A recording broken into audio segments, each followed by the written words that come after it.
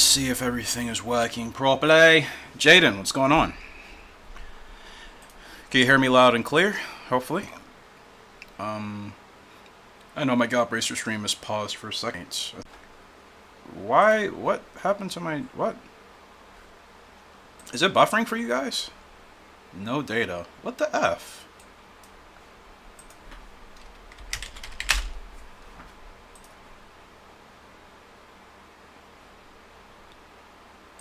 Can anybody hear me? We should be okay still, I hope.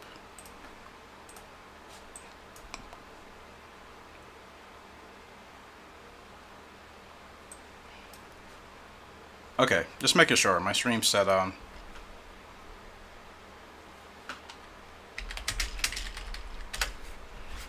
Alright guys, I guess we're gonna play Gallop Racer 3 today. I know most of you want me to stream 2004. Trust me, I want to stream it. I just waiting for my capture software, I promise you. It's on the way. It's on the way.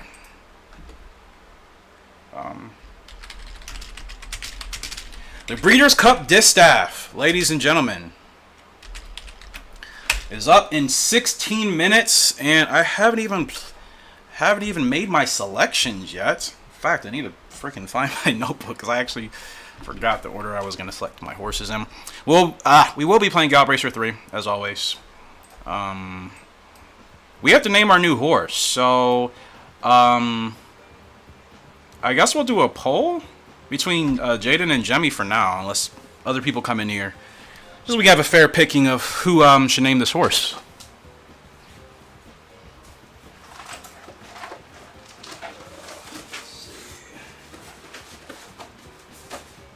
Where is my handy dandy notebook? We just got a letter. We just got a letter. I wonder who it's from. If you're too young to know that show, well, that's unfortunate. It was Wonder Ruby. Ah, yes. Jaden, thank you so much. Thank you so much. I almost... I'm dealing with a lot, so... been kind of forgetting things as of late. Alright, Wonder Ruby. So, I'm trying to see, who am I even trying to place? This is the Distaff, so I said I was going to go... Malathat is going off at 3-1. Search results going off at 10-1. I like that price tag. And then the 4-horse Clariere going up at 5-1. I know who I'm picking. Taking a gander here, but that's kind of what wagering is. You're taking a chance. There's no guarantees. I'm really excited, man. These are the best. These are the best gals, really, in this Distaff. This is going to be an insane race. I'm in a lounge full of my college peers cheering the Breeders' Cup. Awesome. Are you one of the only ones, or are there actually other people doing it as well? Just because I know, like, obviously, we are very niche in the horse racing community, and, like, everybody else looks at us like we're aliens. Horse racing? What's that? Wonder Ruby. I kind of want to give her a hood, but what do you guys think? Oh, what? Him. I forgot he's a colt. Hood or no hood? What do you think? Yeah, I'm pretty excited. Cannot lie to you guys. Obviously, cannot show the race. If anybody's watching this back as a video, like, you should know in 2022, and unless you work for the company or NBC or whoever this race is going to be posted, which is usually NBC, you can't show the race. Hood, yeah, that's what I thought. People will come into my live stream, liar, you're not showing the race. And it's like, yeah, nobody can show the race. I'm one of probably dozens of people streaming. None of us can show the race. It's pretty funny, man. It's pretty funny indeed.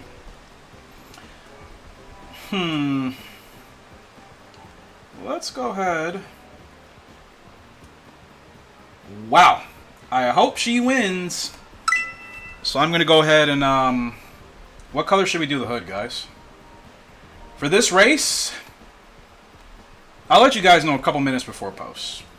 If you watched my predictions video, you already know who I'm picking. The Breeders' Cup doing a VR broadcast. Nice. That's awesome. Wonder Ruby.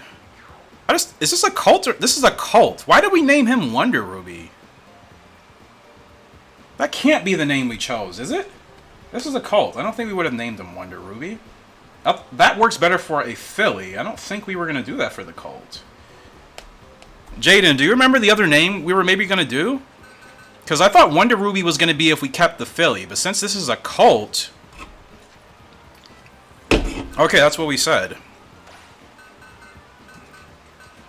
Huh. Wonder Ruby just sounds like a filly name, does it not? I mean, not trying to, like, you know, generalize, but I just feel like that would be better suited for a filly. You know? Because this horse could turn out to be great, and then everybody's going to be like, oh, there goes that girl. And it's like, well, she's a he. And vice versa if it was the other way around. Alright, place my wager. On... Well, like I said, I'll tell you guys in a couple minutes. $2 million purse. Do you guys realize how much money that is? Yeah, you know what I mean, Sketch? It's like, I mean, I could care less, but it just... I like our horses' names to fit properly, you know, for every horse. We take this seriously, and we like for it to have the right, you know, ring to it. Bear with me. I wonder how many times I say that a live stream. Bear with me, guys. Bear with me.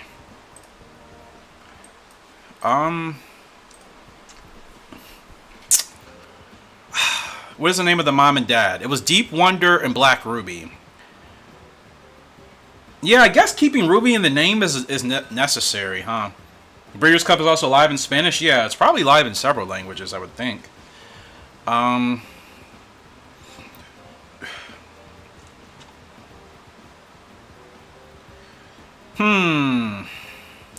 Oh, this is really tough. I just feel like Wonder Ruby would be better suited for a filly. Like, if we breed this colt with a mare, if he's good enough, his offspring could be Wonder Ruby if it's a filly. You know what I mean? Black Wonder. That is the other name we went with, right? The only thing about Black Wonder is, like, there's always going to be the annoying horse racing fans that, like, say the horse's coat is not black. You know, it's just like, do we want to deal with that? Like, what do you guys think? I like the name. It's just like, do we want to deal with people saying, oh, the horse's coat isn't black? Because that does happen.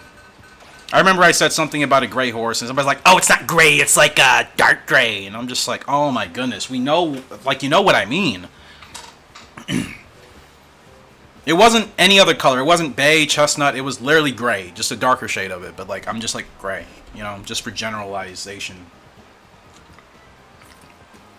Black Wonder?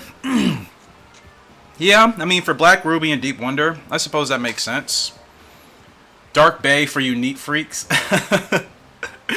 Thank you, Sketch. So what color hood should we do?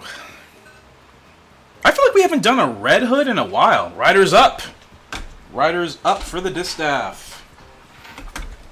Come on, Flavian Pratt. Yeah, what color should we do the hood? I don't want to do black. I don't think that would blend in. We've done white a lot. We've done yellow quite a bit. We haven't done green in a while. I was thinking red, though. I kind of liked red. With the ears, probably... Do I have to do ears? Oh, I do. I always keep forgetting you do have to do ears. Well, no other color is going to look nice. I don't think, unless we did, like, blue. I think I'll stick to just red all the way around. Lines, what color lines? I don't want to do white. We've done that. That's in another family of ours, another pedigree. Red and black, eh. Red and yellow, we can't do that. Red and green would be different. And then red and blue, I don't know how that looks. You said red in the last stream? Are we just going to do all red? Like, for the line, should we do red or blue?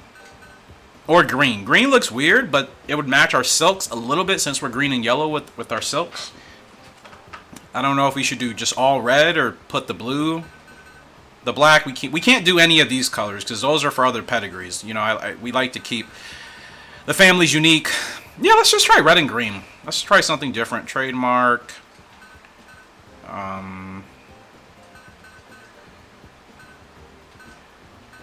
Just probably do black for that. Blinkers, of course. And then Shadow Roll. I kind of like the red Shadow. This is something completely new we haven't done with this color setup. I think the red Shadow Roll would probably look the best. I think we should, yeah, keep it like that. Black Wonder. Well, if this is okay, we're just going to stick with this. Keep it simple. Alright, cool. Alright. Well, Jaden, thanks for your help, man.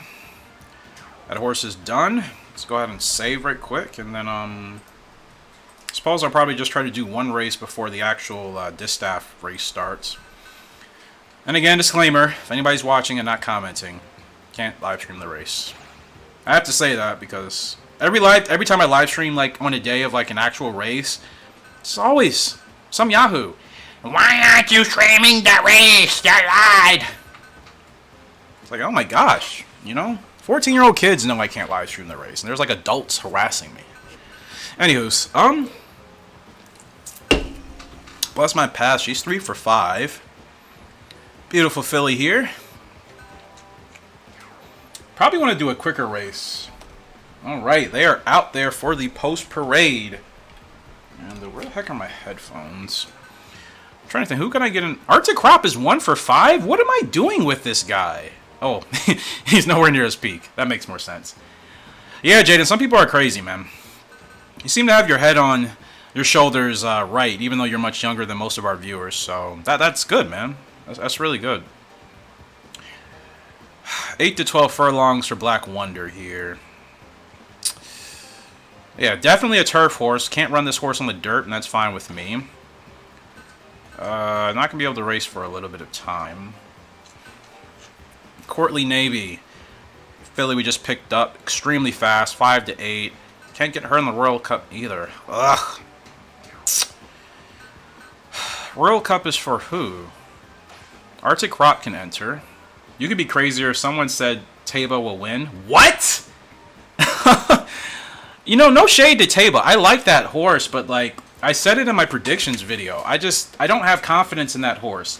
Finished 12th in the Derby at the same distance. I think Taba will go to the front to set the pace with whoever else is running at the front, which will probably be Life is Good, Flightline, maybe Hot Rod Charlie. The last result, Taba did win the Pennsylvania Derby at 9 furlongs. And it's finished in the top 3 the last 3 starts, but I mean, to say Taba's going to beat Flightline or Life is Good, possibly, I don't see it, man. I really don't. You got to go at 4 to feed my animals? Okay, no problem, man. This race is starting in 4 minutes, so hopefully you can stay. Are you watching it, Jaden, actually? I'm not even going to be able to do a race because all these horses require, like, long distances. Oh, wait, so they cheap can run in the Royal Cup. She finished 4th in the Cherry Cobb.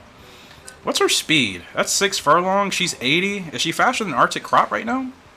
Arctic Crop's slightly faster, but I feel like I've been struggling with him a bit. His purse is 10,000. What does Sedate Chief won? 9,800. Who should I put in the Royal Cup? Sedate Chief or Arctic Crop? But Sedate Chief is technically at her prime. You know what? I'm going to put her in it. Arctic Crop, he's got a couple years until he peaks, so we have time to kind of work with him.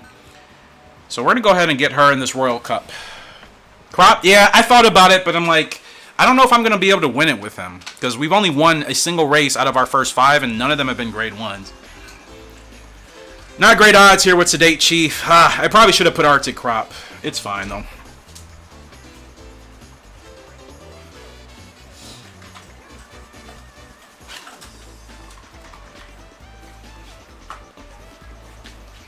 Alright, well, we're going to take a chance with Sedate Chief, see how she does.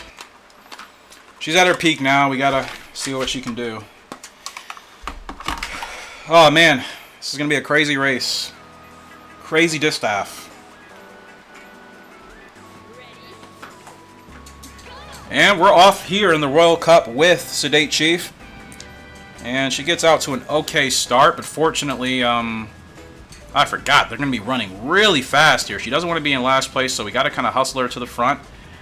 And she should be okay. She's in the blue. Perfect. All right. 3.5 furlongs left to go. Well, less than that. Mid-pace. She's still got plenty of stamina. Okay, I think I have to get her moving now. Now, let's see if we can go anywhere. We're stuck in between traffic. Oh, there's no space.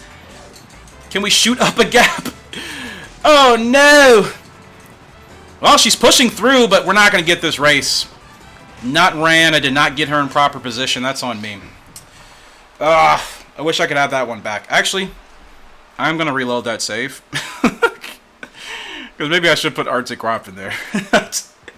So we just started the stream. That's the only time I'm going to do that. You guys know I absolutely despise... Sorry, I'm looking for my earbuds here, and I can't find them, which is kind of annoying. You know what? It's fine. I'll just use the headphones. Yeah, I'm going to redo that race with Arctic Crop. Because, yeah, I didn't sense the speed from Sedate Chief like I wanted, so we'll give Arctic Crop a chance. See if he'll have a better shot. Alright, 1 second, guys.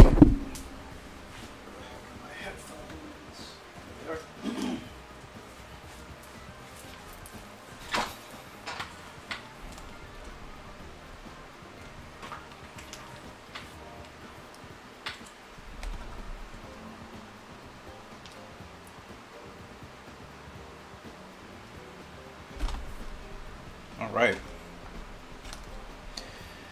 I was playing Pocket Stables. Jaden, you know what's crazy? I literally just looked at that game on my other phone like the other day. I'm like, I haven't played Pocket Stables in months, and I kind of want to play it again. So I'll probably be doing that pretty soon. Really fun game, right? How far are you in it, or have you just started playing? Alright, guys. Breeders' Cup Distaff is up. Again, I cannot show the race. We all just have to watch on our own devices. That's how it works in 2022.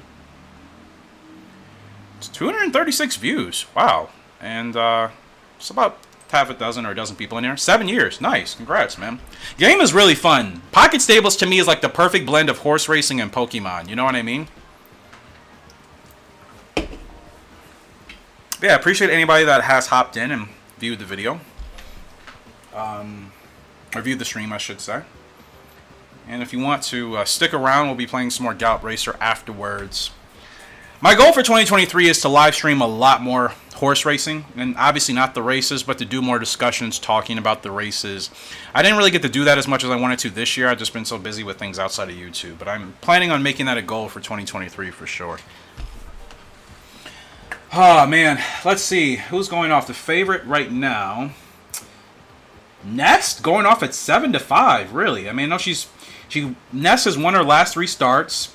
She's really strong for this distance. She'll probably settle in behind the leaders. I don't expect her to go right to the front. She did drift out on her last win. Did I know some horses pass away? Yeah, I did. Fortunately, I haven't had that happen to any of mine yet, but it's probably going to happen soon with one of my horses. I think they're... Well, actually, I'm not sure. What's the maximum age a horse can be before they probably pass away? Because my horse is like 8 years old. 8 or 9 years old, and I don't know.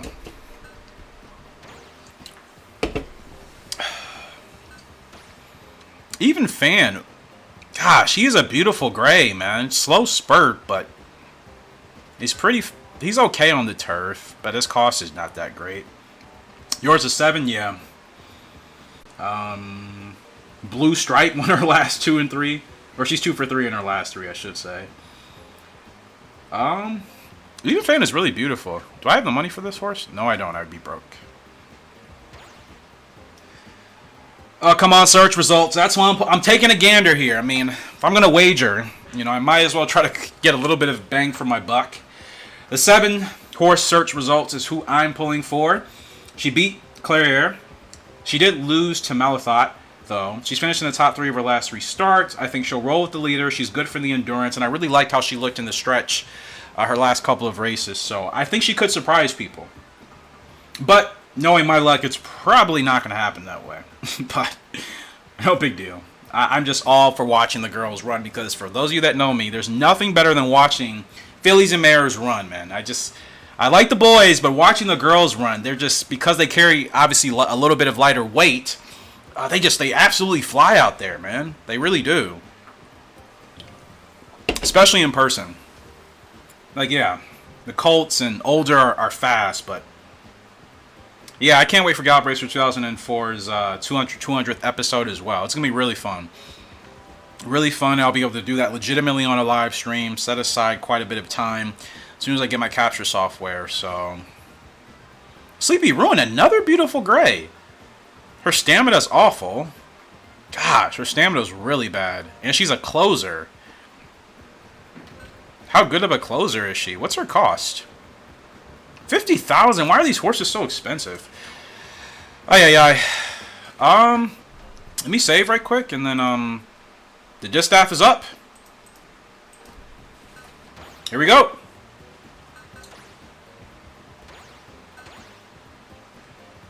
And they're off in the Distaff. Clean start by all the horses.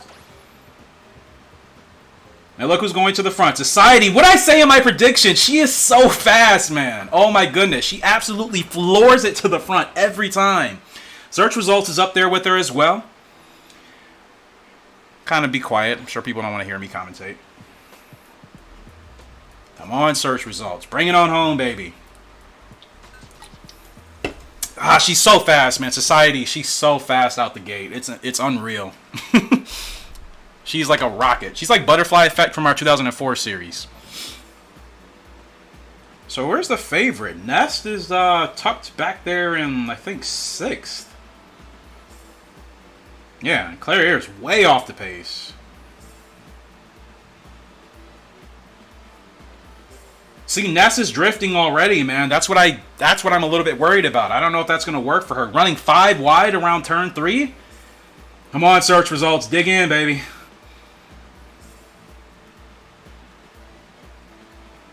Yeah, Wake at Midnight definitely had to check up. Who's rolling up? Ah, Search Results is going backwards. Gosh darn. Well, guess she called it a day. And Nest is still moving, actually. It looked like 5 wide was going to be a struggle, and she's made it work. My girl has called it a day. So it's between Secret Oath and Nest. Again. And here comes Blue Stripe. Oh, you're kidding me, bro. Not the long shot. Oh, no way. Malathat is driving. Blue Stripe might get this. I literally had her as my special pick. That's going to be Blue Stripe. Possibly. Oh, man, it's a photo. It's a triple photo. Holy cow. What a finish to the Distaff. Oh, my goodness. They were rolling out there, man. Wow. Fortunately, I really didn't lose any money. If I would have won, it would have been a nice little surplus for the week, but I understand my bracket. I never wager outside of that. Oh, wow. Blue Stripe, 20-1. Anybody that put money on her, smart. I should have. I literally told myself I liked the way she looked in film, and I think she could surprise people. I literally said it in my predictions video. I said it. You don't believe me? Go watch my Distaff predictions video. I said Blue Stripe could surprise people. Keep an eye on her. And look, she's going to be up there for the photo. Should have took my own advice. I really should have. Wow. So that's going to be Malathat, huh? Looks like Malathat got that. What a finish. I knew that race was going to be exciting. I knew it. Those girls are too good, man. That's Malathat. Malathat. Wow. Oh my gosh. What a finish in the Distaff. Holy cow. Holy cow. That looked like Malathat.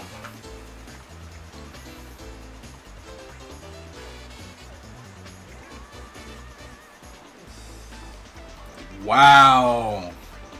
What a golden butterfly for Butterfly with Golden Boy. It's not a bad name. We're going to race again in the Royal Cup with Arctic Crop here in Gallop Racer 3. The Breeders' Cup Classic is not for another hour and a half, so we're just going to play Gallop Racer until then. I won't be going anywhere. Wow.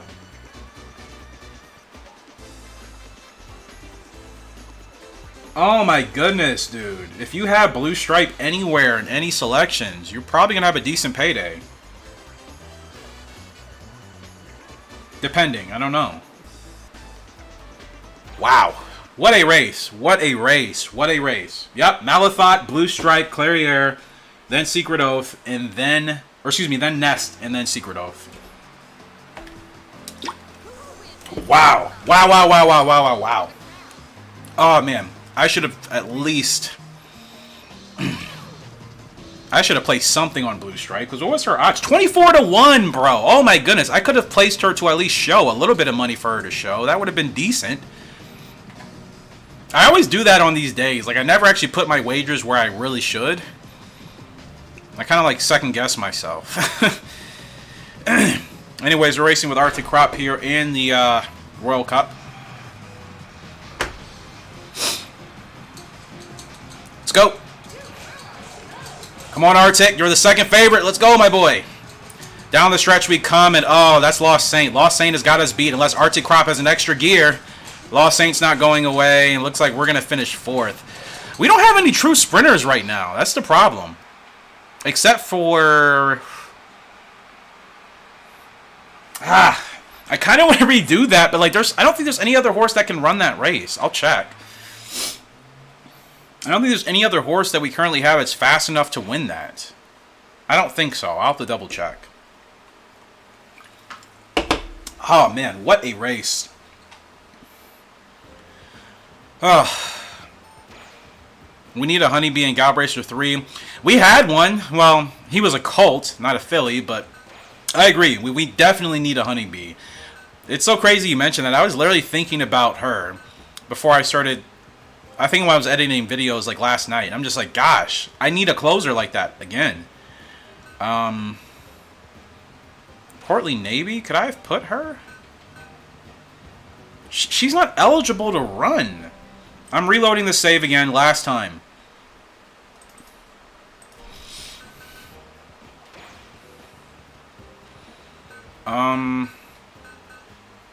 Sweet Storm, she'd be perfect for that race.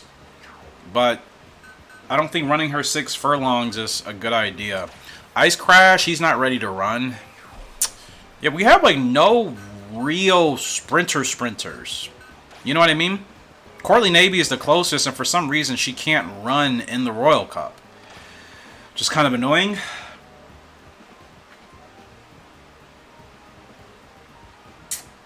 Yeah, man, if you put any money on Blue Stripe, you could have made out decently well. What, $2 get you 12. 5 would have gotten you close to what? 48? 48 to 50, or 60, I should say. And anything more than that, wow. Courtly Navy, why can't you run in the Royal Cup? I know why she can't. It's just like, she should be eligible for it, but she's not. So, kind of stinks, because I can only use Arctic Crop, who, in all honesty, I didn't feel like he did better than Sedate Chief. I really didn't. I felt like she actually performed a little bit better because of her stamina. So if I can get an earlier run with her, I think we'll stand a better chance. Special Pool. She's not fast enough for that, is she? You know what? I'm going to try Sedate Chief one more time, and we'll just stick with the result. I felt like she ran a little bit better than Arctic Crop did. Brandy with Honeybee gives you a Secretariat. You know, Jaden, I do genuinely kind of think the same thing. I was thinking about that as we were... I don't think you were in our Discord, but I was talking to a couple people. And, yeah, just thinking back to 2003 and what I want to do next time I record, which I think I'll probably be recording tonight, another episode. Yeah, Social Brandy and Honeybee for sure should give us probably our best horse, our best original horse in 2003 so far. I'm really excited. Ow. Sorry. Bumped my desk. Alright, we're off in the Royal Cup for the third and last time. Third and last time. Not doing this race again. Breeders' Cup Classic will not start for another 90 minutes or so. Actually, I need to move Sedate Chief further to the front. We're way too far back. That's also not helping us.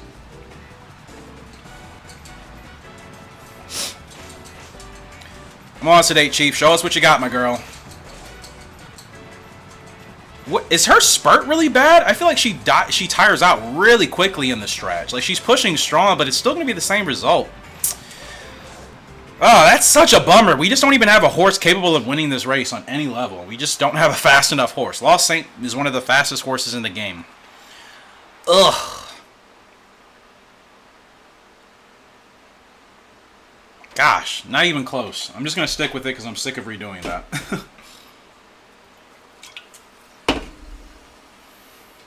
So, GR rank 3. Sedate Cheap's ranking is really good. We've only raced her 6 times already. That's really sweet. Her cost is only 510 and she's GR rank 3. I mean, obviously, we're probably not going to race her beyond her 4-year-old season, so we can retire her pretty early and get her ready for breeding. I'd like for her to have titles, but we're kind of struggling, so. And in all honesty, she's probably best suited for like the longer distance races, as opposed to 7 furlongs. And she's really not a sprinter. She runs 7, not 6 furlongs. So, all right, bless my path. This is our 3-year-old filly. She's got a 10 furlong Grade 1 victory, I believe. Yeah, she won the Azalea Cup last time out, which was awesome. You see our growth type pretty much sustained, so that's awesome. She's GR rank 39, 3 wins and 5 starts. And we'll get her in the Golden Oaks. That is perfect. She can try to go 2 for 2 on her G1 campaign. Arctic Crop, he's 1 for 5, but he has a late growth type. You can see at the bottom right chart. The higher up that line is, that's representative of where the horse is going to be at its peak. Next race is the Breeders' Cup Turf. 13 horses on the turf. 3-year-olds and up, running 1.5 miles. Purse is $4 million. Insane. Who do you think will win that will give you the best horse in Gallop Racer 3? Or who will...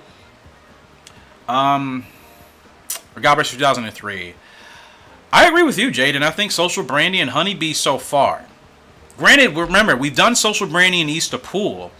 And that foal is going to be born in the next episode I probably record. So...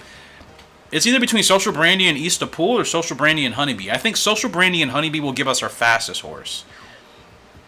What do you think? Arctic Crop is up. 3-year-old colt. Likes to run between 6 and 10 furlongs. Only 1 win out of 5 starts, but again, late growth type, so he's got a long time to develop. He's already GR rank 13. The max rank you can get is 1 in this game, and he's already 13th, so... Golden Derby, that's a little bit too far from him, so... I probably should just run him in grade 3s, honestly. Just need to build wins. Buzz Away. I think we could do better. I think we could do better for Social Brandy and Honeybee. We gotta keep... Honeybee... We have to keep that in the name somewhere. Something with bee or honey. You know? Social B is kind of like, eh. Social B could work if it's a filly. And then, Brandy's Honey could also work for a filly. I just don't know what type of colt names to do yet. Here on screen, we're looking at Courtly Navy, our 3-year-old filly. Just acquired her. She's a sprinter. She runs 5 to 8 furlongs. She would have been perfectly suited for the Royal Cup, but apparently she didn't qualify. Because you see our GR rank in the top right corner, 411. Again, remember, the closer you get to number 1, the better ranked your horse is. So... yeah, I hope it's a filly, too. I love fillies, man. They're so fun to ride and work with. Richard Rojas. No habla español. No habla español. 5 to 8. Grade 3. She should be fine for that. Black Wonder. Our 2-year-old colt. Get him ready to roll. He's 8 to 12. And we'll just have to run him in this 6 furlong open race.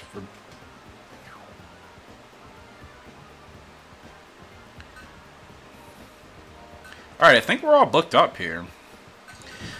We have to, you know, bide for time as we wait for the classic. Appreciate any of you guys that have, obviously, again, watched the live stream today. Fast Navy, this is our 4-year-old colt. 7 wins to 13 starts, GR rank 7. His last win was 16 furlongs for the King Cup Spring. Long distance runner, sustained growth type, so he's going to be good for a long time. So 9 to 15. I think he can't run in the Golden Derby either. Is that only a 3-year-old race? Keep forgetting. Columbia? He is going to have a handicap. See ya, Jaden. Appreciate you stopping by, and we'll see you in the next live stream.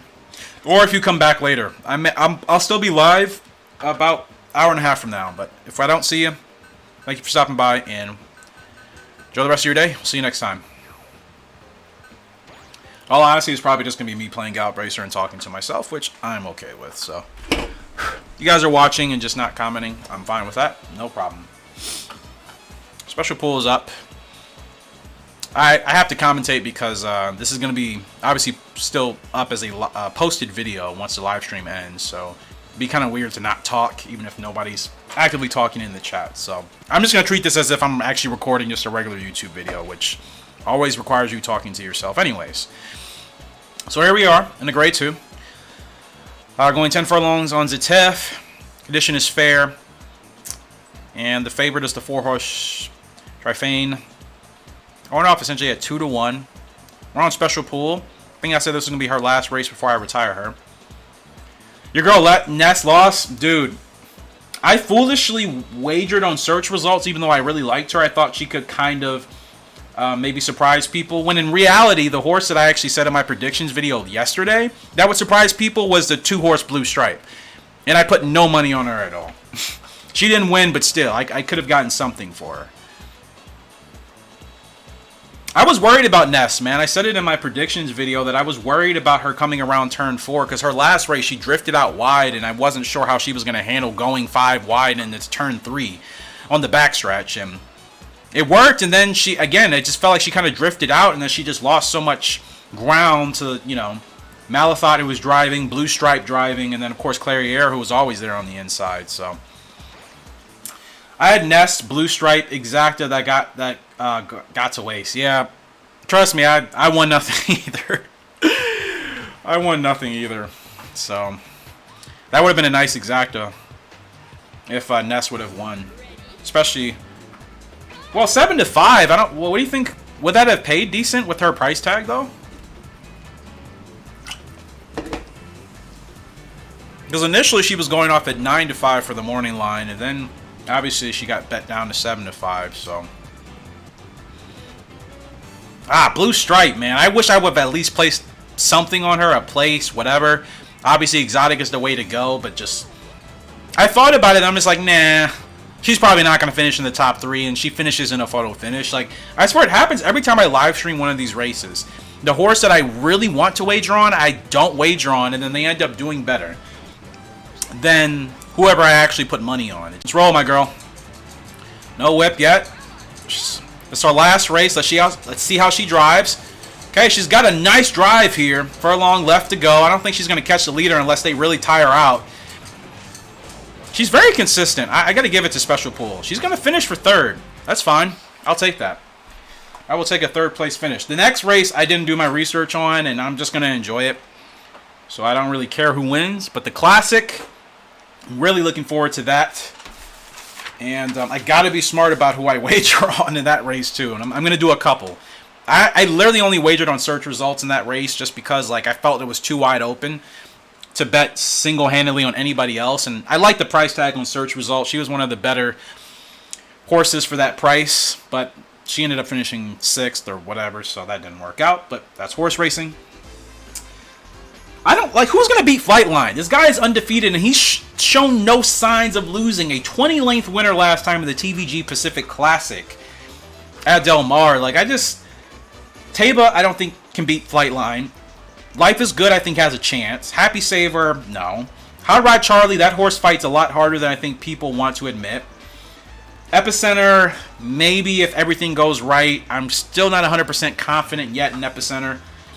I know he's won his last 2 or 3. Starts at the distance that the Classic is running, but Olympiad and won the last 2 or 3 starts as well. Won the Jockey Gold Cup last time out. Another horse that drifted out wide in the stretch. I'm very wary of horses that drift out when they come into turn 4 into the stretch. You can't do that and lose that much ground to really competitive horses like Flightline and Life is Good, who will most likely stay at the front. And Rich Strike, I mean, you know, Rich Strike is a tough horse. He fights very well. Him and Hot Rod Charlie had a really awesome duel last time. I think in the Lucas Classic. And Rich Strike, it's got to be a perfect storm, I think, for him to win. So, yeah, I still think Flightline is too good. I'll be really shocked if he gets beaten. I have Highland Chief in the turf at 15-1. Comes from a win at Keeneland. Flightline is a shoo-in, in my opinion. Yeah, I think Flightline's too good. I think that horse is way too good. But who knows, man? You know, who knows what will happen today. I'm not expecting anybody else to really beat him, to be honest. I think Hot Rod Charlie's going to give him a run for his money for as long as he can. I think Life is Good will stay competitive. Epicenter, maybe. Again, Epicenter's like a coin toss for me. I feel like I know the horse has been doing better at post-Derby, but to beat Flightline, I don't see it. And like you said, for Rich Strike, yeah, I'm hoping Rich can still finish in the top 3. I think that'd be awesome because despite winning the Derby under those circumstances, I feel like people have like unfairly like criticized Rich Strike. He's still a good horse. He does come from Secretariat. He's one of the only current racing thoroughbreds from Secretariat's pedigree. You know, and it's like, it's not like any of us are really expecting him to win these type of races, but he's still made one of the best Kentucky Derby stories in history. He's still a beautiful horse. He's still very strong, considering. And it's just nice to root for the horse. I don't think any of us really expect him to win, but you just root for him. You root for the story. And, yeah, I just feel like people actually hate on Rich Strike. It's weird, man. It's like, why would you hate on a horse that won the Kentucky Derby? It was a perfect storm. He took advantage of the pace, you know? And Sonny Leon obviously had him in the right position at the right time. That's racing, whether it's horse racing or motorsports. That's how you win races. Sometimes those moments happen. It's weird to me. Anyways, we're off in the Golden Derby with Bless My Path. And she is 1 for 1 in her G1s, I think. So she's trying to make it 2 for 1. Or 2 for 2. What do I mean 2 for 1? Are you wagering on the Classic, Arminio? If so, if you want to share, I'm curious. I haven't made up my mind yet, to be honest. And it's not like if you tell me who you're wagering on, I will do the same. It's usually not how I mean, I always stick to my own choices, regardless of what other people say. But I'm always just curious. I mean, Flightline is not going to be worth it if his price stays where it's at. So I think putting him in an exotic obviously would be worthwhile, but a single bet is not going to be worth the money. So probably going to have to do something a little bit different. Dude, this pace is weird because she wants to be second. She doesn't want to be third.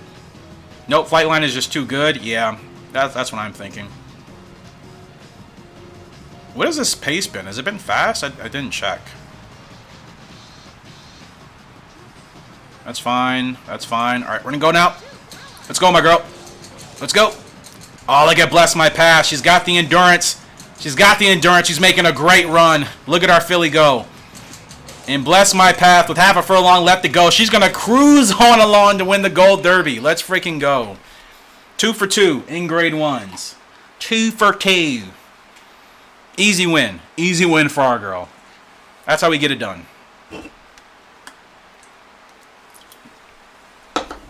Woohoo! To the finish line we go. It is amazing how far this pedigree has come. Because for those of you that have been on this channel for a while, you remember, this started with long distance runners that were not very strong in the beginning. They were consistent, but not strong. Now they're strong. Because Bless My Path, she just beat Dear Puffy. She beats Scabbit, who are 2 very good horses in this game. Granted, I think both of them got buffed later in this video game series. Like in Gallop Racer 2003, both Scabbit and Dear Puffy got buffed, and especially in Gallop Racer 2004. Slow pace, and we win that by a length and a quarter. I will take it any freaking day, bro. It's 2 wins for Bless My Path. Let's go, my girl. Yeah, Flightline, I agree, man. Too good. It's kind of a bummer because, like, if you're trying to get that super big payoff, it's not going to happen if he wins. You know what I mean? What did the exacta actually pay out in the last race? Let me see. $1 exacta paid $55 USD. That's not bad if you actually had Malifat and Blue Stripe. I mean, that's a pretty easy wager if you had any faith in Blue Stripe. So that's off of $1. You put any real money on that?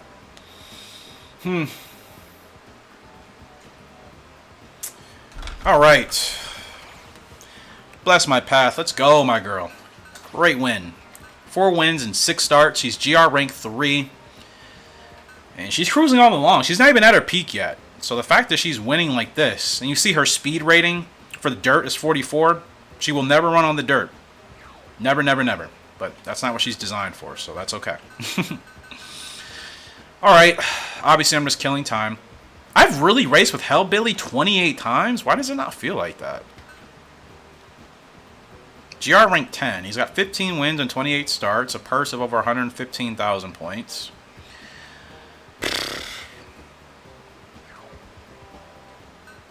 Special pool, I think I said I was going to retire. So yeah, I mean, she's been finishing consistent. GR rank 14. I think it's about time to let her retire and she'll go to the breeding barn. And this is not where you retire your horses, Eric. Duh. Horse data. Special pool. I wish she would have done better, but she's lacking speed in this game compared to the other games. So, it is what it is. Go ahead and retire her, and we'll use her for breeding. So let's check out her eval and stuff. Well, you know what I mean. It's just, we still have black. Wait. Wait. Black Ruby is still. I thought we. Who do we breed to create? What? I thought we used Black Ruby with Deep Wonder. Apparently we didn't. So we named that colt based off of Black Ruby being the mother, but she's not. She. Who do we use? Oh, I remember. We did Diamond Dust. We did Deep Wonder and Diamond Dust. Oh my gosh. How did we mess that up? I'm not reloading the save. Oh, that's annoying. I mean, I guess the name is going to stick, but I thought we used Black Ruby, and no, we used Diamond Dust and Deep Wonder to create Black Wonder. Well, that's... oh, it's kind of annoying. GR rank 14 for her. Cam's Crown has nothing because we never raced her. And Black Ruby, GR rank 77. Oh, that's a bummer, bro. Oh, it's just a name. Who cares, right? Still a decent name. It just would have made more sense if we actually used Black Ruby, and it's like, oh, we didn't. Alright, well, Arctic Crop is up in this G3. We're going 9 furlongs. He's the favorite, as he should be. And we're just going to get right into it. How did we goof that up? I totally forgot we used Diamond Dust instead of Black Ruby, so... well, it is what it is. That happens when you have too many precious gemstones. You're right, honestly. You are 100% right. That is one downside of it. It's a great thing and also like not a great thing sometimes, especially if you forget. So I'm only human. It's bound to happen, but it's fine. So I guess when we use Black Ruby, obviously we'll use the Ruby part of the name for one of her foals, which is, I mean, I guess that works out, right? We still have Wonder in the name for Deep Wonder's foal, so, or yearling. It's fine. I don't really like running this far outside, so I want to tuck in. Fast pace there. I'm going to let these horses tire themselves out. We're the favorite, so I think I can wait quite a bit of time. Now we're going to go. I don't think I need to go on the whip here. Yep. Arctic Crop. Well, oh no. We're going to get challenged at the wire. Come on, Arctic. Hold on, my guy. Hold on, hold on, hold on. Nope. Wow, we got beat on the outside by the 12 horse. Ran him a little bit too hard there. Oh, that's a wasted opportunity. I'm struggling with Arctic Crop in this game. Like, I know he still has a couple years before he's at his peak, but, like, that's a grade 3, and I blundered that. But that was a fast pace, and I really should have kept him a couple lengths off of it and not running him so far. Gothic Spree beats us. Whatever, man. Got to get it together with Arctic Crop. I can't have more races like that. I'm kind of wasting his potential here. GR rank 2, though. I mean, that's good for breeding, so...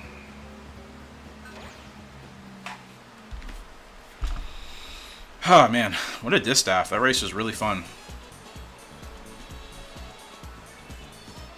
Didn't win any money, but...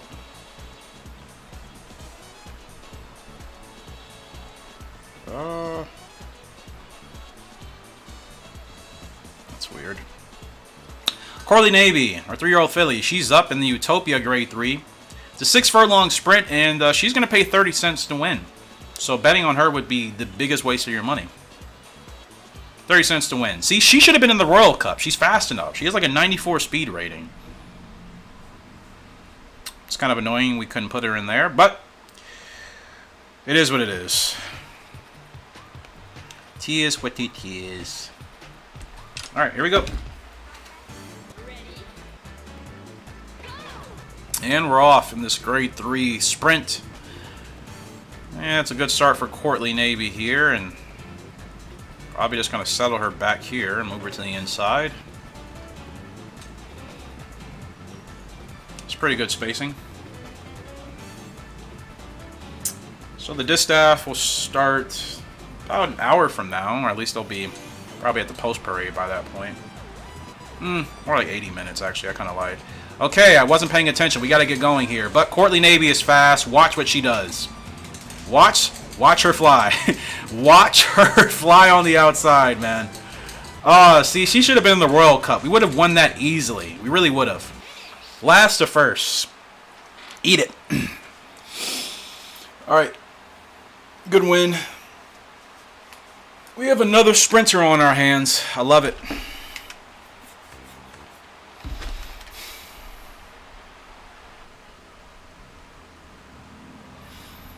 Easy win. 2 lengths and a quarter. I will take it any day. And we're up with our best horse in our entire barn. It is Sweet Storm. She's undefeated. She's 12 for 12. She's the Queen of Europe. And looking for more titles. This is a Spring Mile Cup. She should be paying probably under $2 to win. Oh, look, she's paying 80 cents. I was going to lowball it at $1, but I'm like, you know what? I don't want to seem too conceited, but she's undefeated for a reason. She's extremely good. She comes from our best pedigree in the game. Sweet Delight and her family, and then Storm Lark and his family, which comes from some of the fastest sprinters in this game. Yeah, we should win this with ease. I'm not worried about a single horse in this field. Like, Kinky Earth is pretty good. Blues Bird is good. Last Earth is good, but the closest horse to us is $5 off, so... Yeah, no worries. Breeders' Cup Turf. This should be pretty interesting. Yeah, I didn't really do my research on this race, so I'm just kind of watching for fun. Highland Chief. What number is that horse, Herminio? I know they're in the post parade now, but I've missed like half the field, so...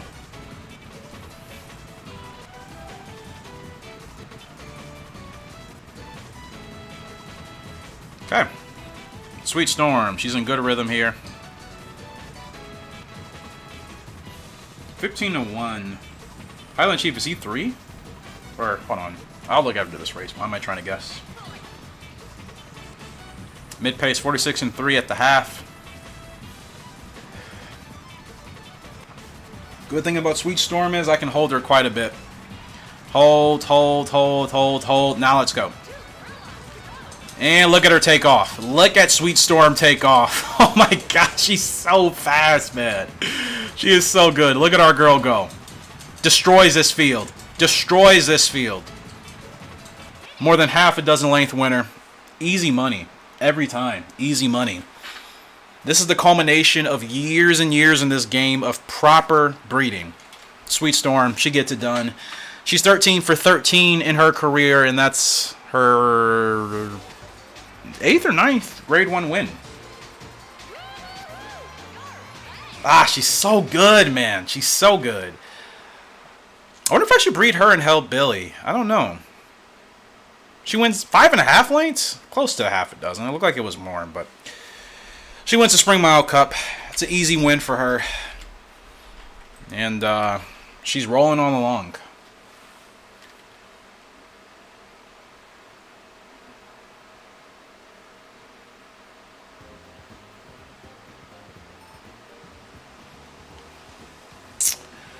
GR rank 1 is Sweet Storm, as she has been, because she's the best horse that we got going for us right now.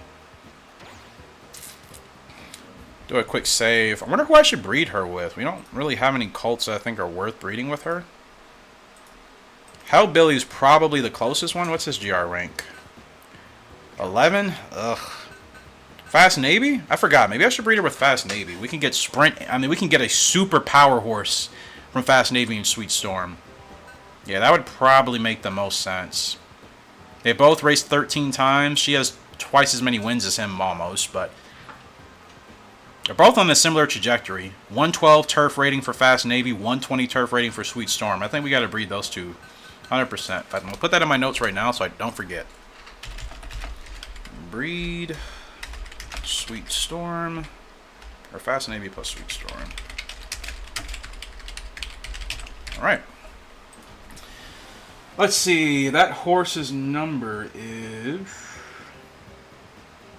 Oh, 13. Okay. Highland Chief, keep an eye on him.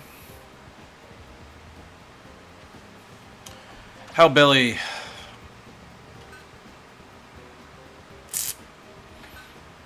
Does he even have any titles yet? Oh, he does have Entertainer. Okay. 7 to 12 furlongs. I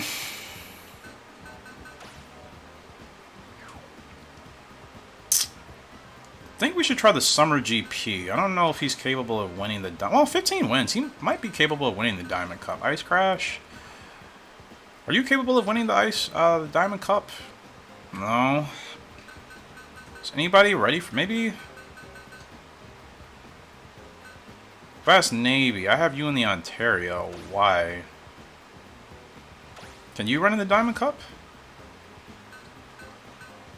Ooh, you can. Yes, Fast Navy in the blah blah blah. If I can speak correctly, Fast Navy in the Diamond Cup makes way more sense. And we'll keep Hellbilly in the Summer GP. Ice Crash is ready to go. 8 to 13 furlongs. 3 wins and 7 starts. What's your endurance again? 80.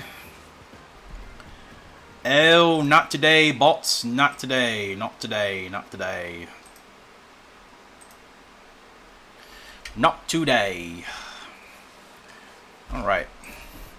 Highlands number 13. Yeah. I just checked. 21 to 1. Did you put any money on that horse? Or actually, did you get in... Did you already place your wager with him at 15 to 1, I should say.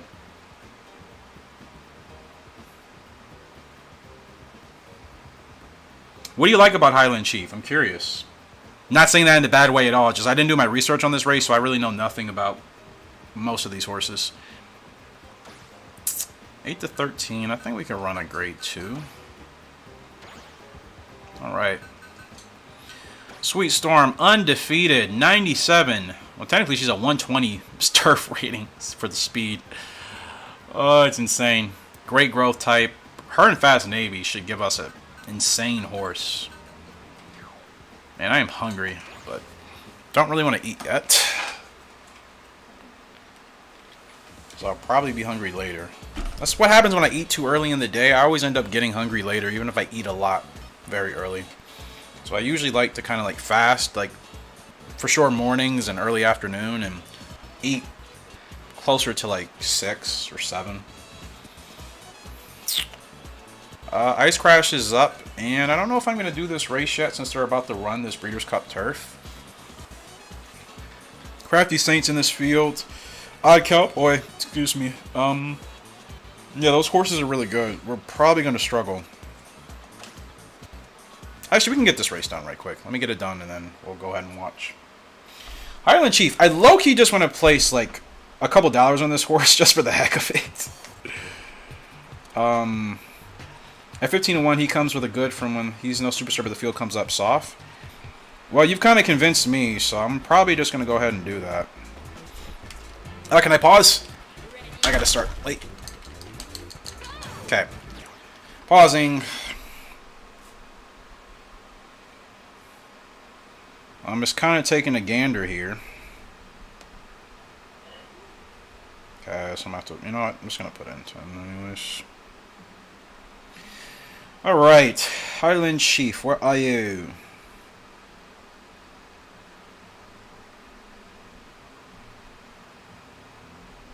Alright. No, I don't want to feel...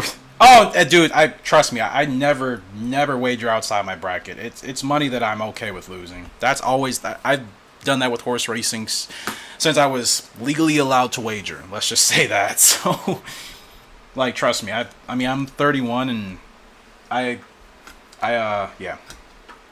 You're not going to be responsible, bro. It's like, I didn't do my research, so, like, I'm taking a chance, and we either, you know, we win together, we lose together. I look at it like that. Seriously. I never wager outside my means. I'm always kind of perplexed when people do. I'm just like, if you're old enough to know better, shouldn't you know where how much you should be wagering so that, like, you're not actually breaking your bank? But I mean, I know it takes a lot of self-control, so that's probably... I think that's the thing I realize a lot of people don't have as much as you think. You would think, oh, self-control, that's easy, and it's like, oh, no. There's quite a number of people that don't have very good self-control, but I do. You know, I've won some decent money from some races, but I enjoy watching the horses run. That's the main thing for me. Like, you know, some people just prioritize winning money over the racing. I'm more about the racing. I could, you know, like, whoever wins, if I, you know, cash in on a bet, awesome. If I don't, I'm not upset. Only time I get annoyed with myself is if I second guess a horse that I really wanted to wager on and I didn't. You know what I mean? No, that's literally been my mindset for horse racing for a while. Even like me and my friends would like just kind of wager for fun with like just stupid stuff, you know, as like, you know, early teens or whatever. Never obviously any real money, but yeah. I never have gotten into a habit of wagering more than I should. All right, I'm gonna finish this race. Ice Crash is doing pretty well. Yeah, like you said, hopefully we cash in, bro. I know he wasn't going to win this race. We bumped a horse, but to finish third, that's pretty decent. All right, Breeders' Cup. Longines. Is that how you pronounce that name? Or that thing? I'm just going to call it the Breeders' Cup Turf. That's easier. I thought that was a slow start for our boy, but he actually got out pretty well on the outside, at least not sitting too far back. I mean, if this was Gallop Racer, his leg type right now would be a Procedure. Or mid, technically. Not Procedure, but mid. How long is this race? Isn't it? It's 2 full turns, right? Or technically 3 turns, right? Yeah, it's 3 turns. Alright. Wow. Highland is sitting in 6th, I believe. Kind of hard to see. Oh no, 5th. My bad. 5th place. Now moved up into 4th next to the gray, the only gray in the field.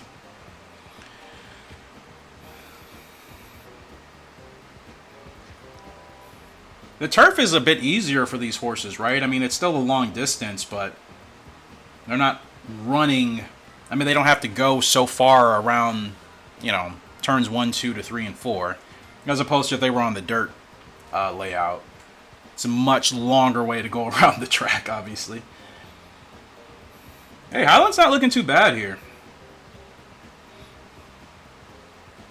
31 to... Gosh, look at the top 5. All of these horses are over 10 to 1. I wonder what's going to happen here.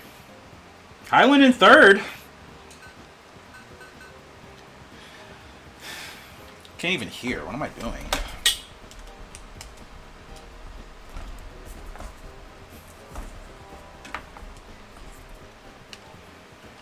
All right, Highland.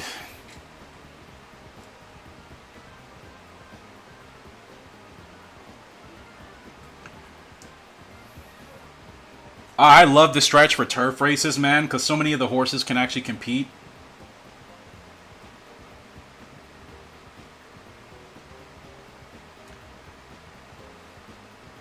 Wow. It is an absolute sprint, man. Absolute sprint. Gee Louise. Yeah, a lot of the horses that were over 10-1, they definitely dropped out as soon as they hit the stretch. So that race suited the closer types, which seems to happen more on turf courses, obviously, because, you know, again, shorter turns, and then just the horses really fly on the grass, man. I know it's turf, but it's the same thing. Huh. Wow, nice race, man. Wow. Rebels Romance. Absolutely great winner there. No cash in, but again, I didn't lose anything I wasn't willing to lose, so no biggie. Got to see an awesome race, which is always my focus. And in 55 minutes will be the Breeders' Cup Classic. Flight line still going off at 3-5. I doubt that'll get bet any. I wonder if. How far do you think Flightline might actually go? 3-5 right now. Could that horse go worse than that? Could Flightline go 1-1, 1-5? I hope not. That'd be kind of gross.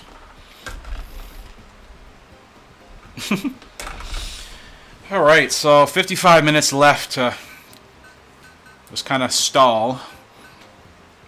Sedate Chief, got to get her back in the race. Again, she runs 7 to 12 furlongs. And she finished 6th in the Royal Cup. Wasn't a really good outing.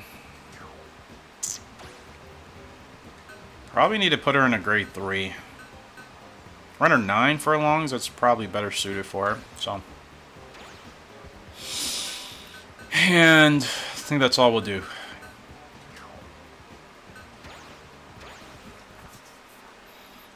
Not gonna lie, it looked like Highland Chief may have had a chance, and then as soon as they hit the stretch, pretty much called it from there. Still a good effort though to run that to still run that long with the front runners. Can always give a horse some kudos for being able to hang in for most of the race. Obviously, once we hit the stretch, that's a different story. Why are my streams not working? What is going on here?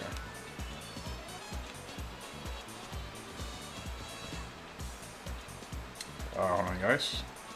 There we go. All right. Black Wonder, our 2-year-old colt. Yep, we lost miserably. The favorite won. Yeah, that was about as. It's actually, has that been the case most of today? I haven't watched any of the races prior to the last two, and the last two, the favorites ended up winning, right? So, if that's the case, that means Flightline should be a shoe-in, and the horse is already a shoe-in, being just that it's Flightline. Yeah, it's horse racing. Yep, lost miserably. That's the thing. It's horse racing, man. You know, I don't get attached to it. I think when I first started wagering, I would be a little bit more attached, but because I just enjoy watching the horses run so much, I really just wager for fun. You know what I mean?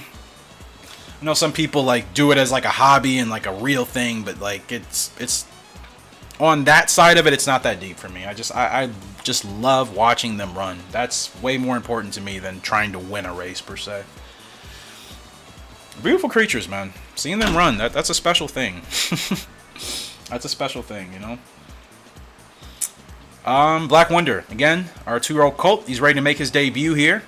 And he's going to pay under $1, so that's really good.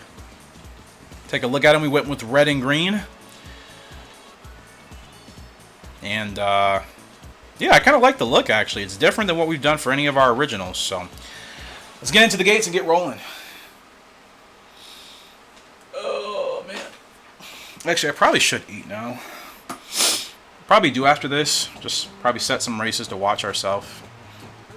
So I'm really hungry. I don't want to wait an hour. It's a good start for our boy. Only a field of 8, so we should be able to manage this easily. Come on, get up there. Ah! Get me through, let me through, let me through, let me through, let me through, let me through! Oh, I do not like this. They're not playing fair today. They're really trying to squeeze me in here. Oh my goodness, where do these bots keep coming from? Go away, bro. Go away. 2 long shots in both turf sprints yesterday, and today turf sprints are tricky. The other races won by favorite or short price second or third. Okay, I gotcha. So yeah, that makes sense. Gosh, this race was not good because we just kept bumping these horses when I didn't want to. But fortunately, since we were going to pay under $1 to win, we should still be fine to run like this. Come on, close in, Wonder. Close in, my boy. Get up there at the line. I think we're just going to get it done, and we do. I have followed Rebels Romance this season, and he has certainly come a long way. I have not followed that horse at all. I don't really follow horse racing on the European circuit, unfortunately. I'm really going to try it next year. I'm really, really going to try. I said it earlier in the stream. I want to be more familiar with the horses, obviously, outside of North America and South America. I know a couple, obviously, from Argentina, but that's really about it. Yep, I need to eat now because my stomach is grumbling, which means I'm just going to go warm up some food and be right back after this race. Sedate Chiefs up. Second favorite behind a lot of May. We're running 9 furlongs in this grade 3 on the TEF. Let's see how she handles it. Rebels Romance still paid 13 to win. That's not bad. Is that off a $2 wager or a 1 though? Oh, $2 wager. Yeah, it's not bad. It's better than what happens at my local track. $2 wager, you end up winning $360. That's like 4 days out of the week. It's kind of annoying. But like only favorites win at my local track, which is Thistledown, so that's probably why. But I know that's why. Only day like you have pretty good days, or like on special like derby type of days, of course. Those are the days like the favorites don't always win. But if you're going to the track on a normal Monday through Friday, then yeah. He actually started in the Middle East and then got moved to UK and has been winning races in Germany. Oh wow, really? Interesting. I did not know that. Well, yeah, he won that easily. I mean, he was clear in the end by what? At least a length and a half, 2 lengths, so you can certainly see why he's been on that winning form. Do you like Gallop Racer 3 or Gallop Racer 4 more? Gallop Racer 3 for sure. Gallop Racer 4 is technically Gallop Racer 2001, but yeah. I like this one much better. Oh, come on, Sedate. Keep rolling, my girl. Oh, look at this run from Sedate Chief, but there's going to be horses challenging us on the inside. She tires out in the stretch a little bit. I wonder how long I have to wait to get her going. We're supposed to finish second. We only finished third. That's disappointing. Well, the Classic's up in 48 minutes, and betting on Flightline is a waste of your money. 2 to 5. What'd I say? He's gonna end up getting bet down to 1 to 5. Or worse. But 2 to 5. Yuck. So have to do exotics. Who's the next best? Next best is 7 to 1 for Epicenter and then 8 to 1 for Taba. Wow. It's like nobody has a chance in this race. That's crazy. I mean, understandably so with Flightline, but golly. Gotta take a chance in this race. Have to take a chance. Is it even worth betting on Flightline in an exotic if you put some money on it? What do you guys think? Like 2 to 5. Oh, that's gross, man. Like, it makes sense. We know why he's 2 to 5, but that's gross. Like, I don't even really want to put any money on him in any situation because, like, I feel like you're still going to have to bet quite a bit and hope that maybe one of the long shots finishes in second and third for an exacta or trifecta. All right, I'm going to save go warm up some food, put on a race, and yeah, I don't really know what to do for this race. Like, I had my trifecta for 425, Flightline, Life is Good, and then Hot Rod Charlie. But, yeah.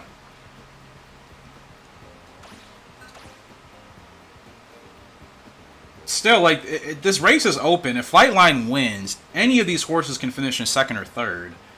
You know what I mean? So it's just like, I just feel like it's not even worth putting any wagers with Flightline in it. You know what I mean? It's just my thoughts, but maybe I'll change my mind later if anything changes. But he's 2 to 5. There's no way he's going to be.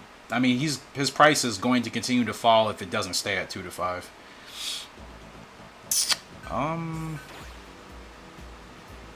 Oh, I don't want to do versus. Sorry. I want to do practice mode.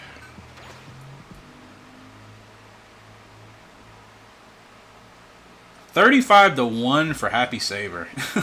And 30 to 1 for Olympiad? He was 10 to 1 in the morning line. What happened?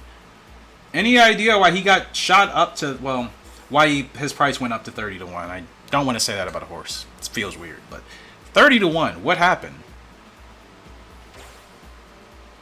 Has something happened that I'm not aware of? Because he was 10 to 1 morning line odds, and now he's 30 to 1. Like, Rich Strike was 20 to 1 morning line, and now he's 16 to 1. So Rich Strike has gone down. Olympiad has gone up times 2. Hot Rod Charlie's dropped a little bit from 15 to 1 to 11 to 1. Happy Saver's gone up a little bit from 30 to 1 to 35 to 1. Life is Good dropped a little bit from, well, actually went up from 6 to 1 to 8 to 1. Taba, 8 to 1 to 11 to 1. Like, a lot of these horses end up going up. Kind of surprised. What race can we watch? Let's find like a long one. World Turf. I wonder what horses are going to put in this field.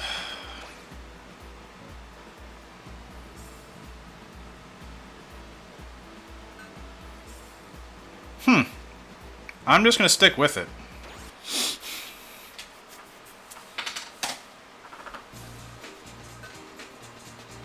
Pretty competitive field. Mad Express is the favorite. Okay. Alright guys, I'll be right back. Just going to warm up some food, and then we will get on with this race and have to, you know, buy time for another 44 minutes for the Breeders' Cup Classic. Be right back.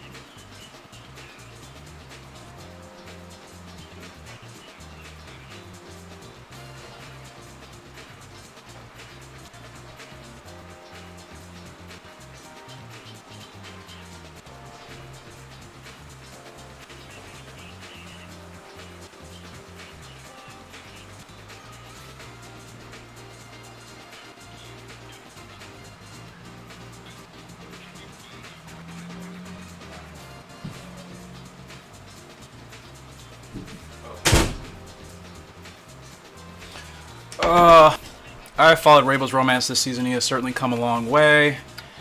He actually started in the... Oh, yeah, I already read that. And then because of Flightline, he has taken most of the wagers. That caused other odds to increase. If Flightline flops, it'll be like a Wall Street crash. Oh, I could... Yeah.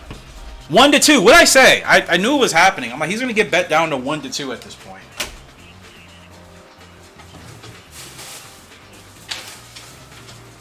Ugh. Like, yuck, man. 1-2. I'm not putting a single dollar on this guy. I'm going to have to... that sucks. It's great because the horse is so strong, and we haven't had a horse be this dominant in a while. But at the same time, it sucks because if you're trying to make any money, like, it's going to be hard to do that with him at 1-2 unless he doesn't win. Then, like you said, it's, you know, it's Wall Street crashing. But is that really going to happen? Probably not. I mean, won by 20 lengths last time out on the TVG Pacific Classic. So it's just like, what is going to stop him from doing that today? I know who I like. Gosh, what type of wager do you even do in this type of race with Flightline being bet so heavily? You know what I mean? What do you actually do? Because, like, is anybody legitimately thinking Flightline's going to lose, so therefore they're going to place a wager on another horse that they hope wins? Or do you just take your chances and maybe just... I don't know. Like, what do you do in this race?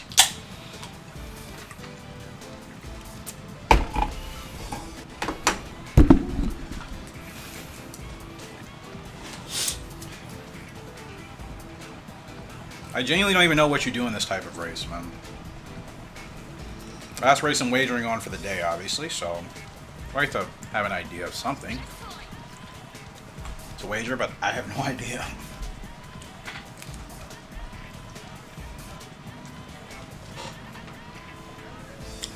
Who's at the front in this race? I don't even know.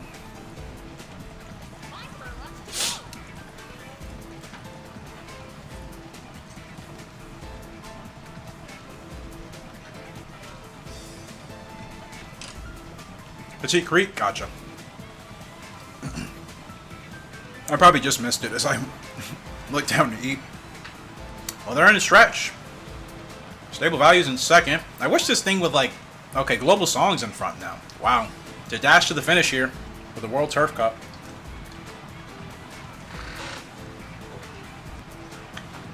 Looks like Beauty Love's going to get the win here.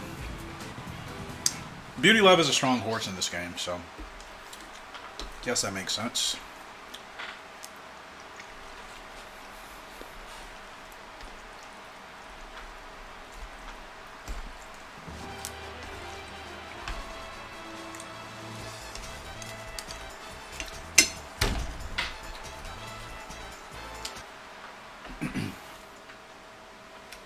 Epicenter's 5-1, back to 5-1.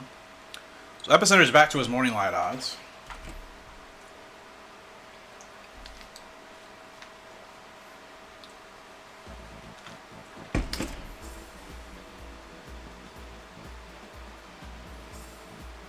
Yeah, Professor, that's honestly what I was thinking about doing. I'm just like, you can't possibly want to really place a win bet knowing Flightline is more than likely going to win this race unless something absolutely abysmal happens. So that's what I was thinking. Because like, there's no way you're going to make any decent money if you're betting on somebody else to try to beat him. That's just like wishful thinking, right? Because he's been so strong and so good. That's extremely wishful thinking. So, man.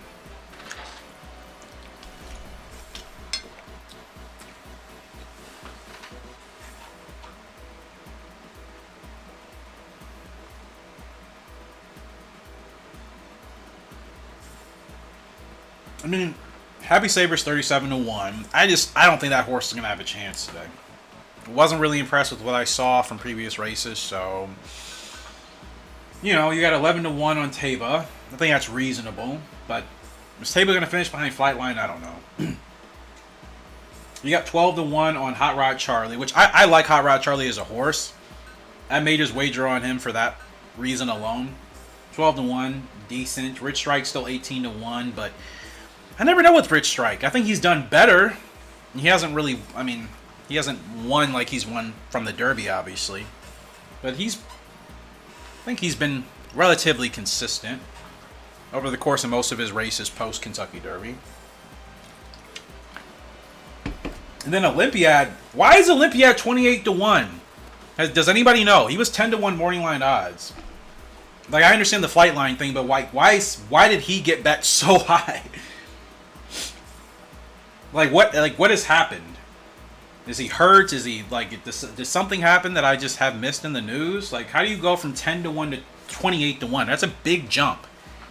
A horse moving a couple of dollars up or down is not a big deal. It happens every race all the time. But for a horse to go from 10-1 to 28-1, that's a huge jump.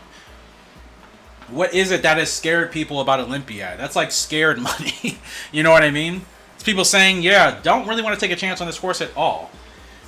He won his last 2 of his 3 starts. He won the Jockey Gold Cup recently.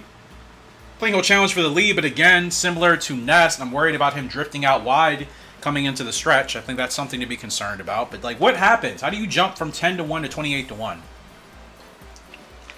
I just feel like I'm clearly missing something. I don't feel like going on Twitter to figure it out. I just realized, did I unlock, like, the ghost horse? The perfect 220? How do you even get a horse at 227 in this game? That's, like, insane. Yeah, does anybody have an idea? Like, what happened to Olympiad? How do you go from 10-1 to 28-1? Doesn't make any sense to me. And I'm sure there's a reason for it. That's why I'm just curious. Like, are these the only horses that can run this race? That's weird.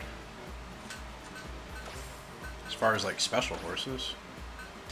Oh, is it because I have it on fillies? Probably. No. Okay. Oh, alright. Well, that makes sense. I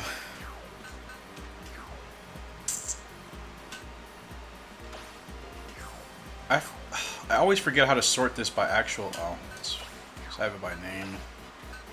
Best turf rating. Shady Sun. Crafty Army.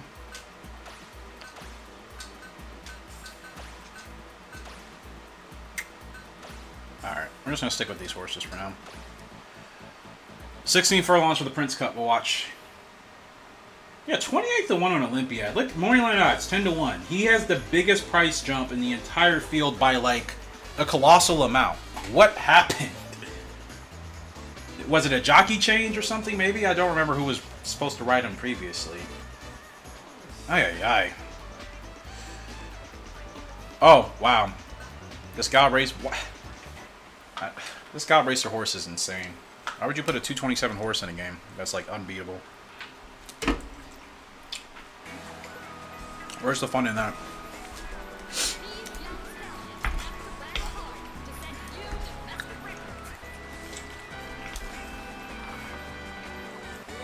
"31 minutes to the Breeders' Cup Classic, the biggest race of the year."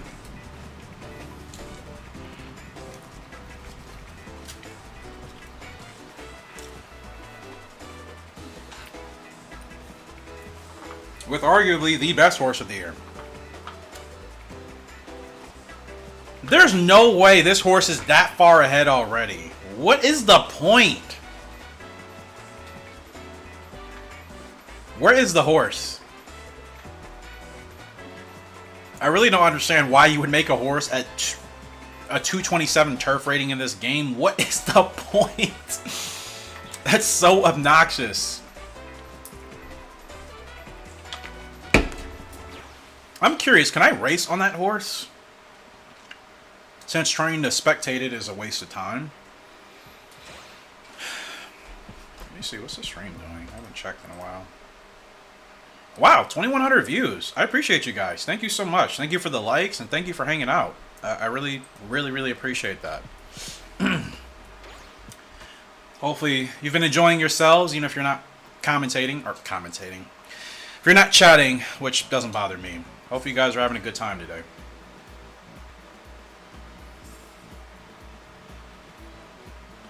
Oh, I don't even know what to do for this race. Part of me feels like it's just a waste of a race to put any money into, but Like you said, Professor, I mean, if you try to obviously do a little decent backing on a long shot for the place, you could come away with something.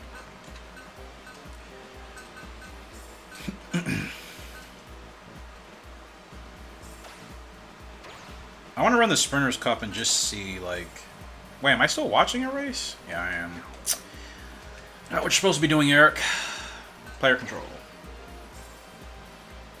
I'm just looking to see if these odds change at all, but nothing is looking appetizing to me at all. I'm not feeling enticed to really wager on anybody, but of course I'm going to. For the place, at least. Happy Saber for a show? I mean, is that even worth it? What would that even pay?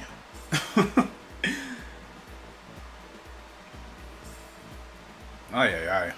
So weird, man. Alright. Sort by turf. So I can't actually race on, like, the special horse? Why? So you can only spectate that horse. I can't actually race on it. Like, what is the point? I don't get that.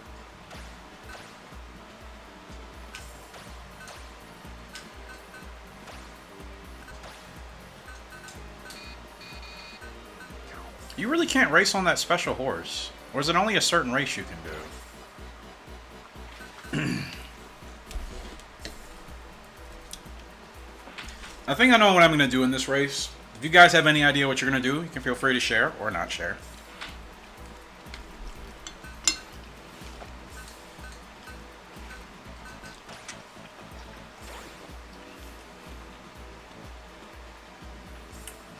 Elliot Walden.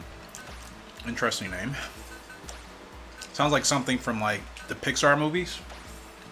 He's kind of got those glasses, too, like that guy. I'm not making fun of him. It's just an observation. He seems decent. I mean, he seems like a swell fella. So, you know. It's nice to see horse racing owners that actually seem like decent people and not just like they just use the horses just to make their money and they don't care about the creatures that are making them multi-millionaires, you know? I like when I can tell they actually do care. And clearly these horses are in the best shape and care of their life, so you know they are being taken care of properly, but still.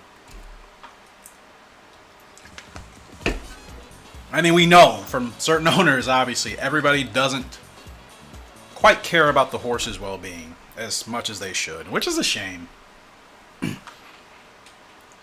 That part of, like, ownership I don't understand. Because, like, what if one day, and this is probably not going to happen for millions of years, but if horses developed a conscience where they're just like, you know what, I don't want to race. I don't want to make you millions of dollars anymore. Then what? Then what do you do? You know? It's always kind of perplexed me, but it's not a big deal.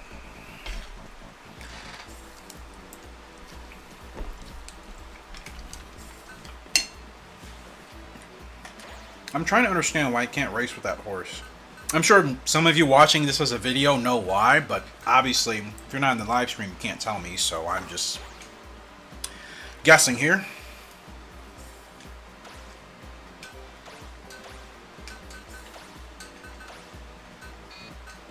Dude, where is that horse? Oh, it's a, wait, is it a colt?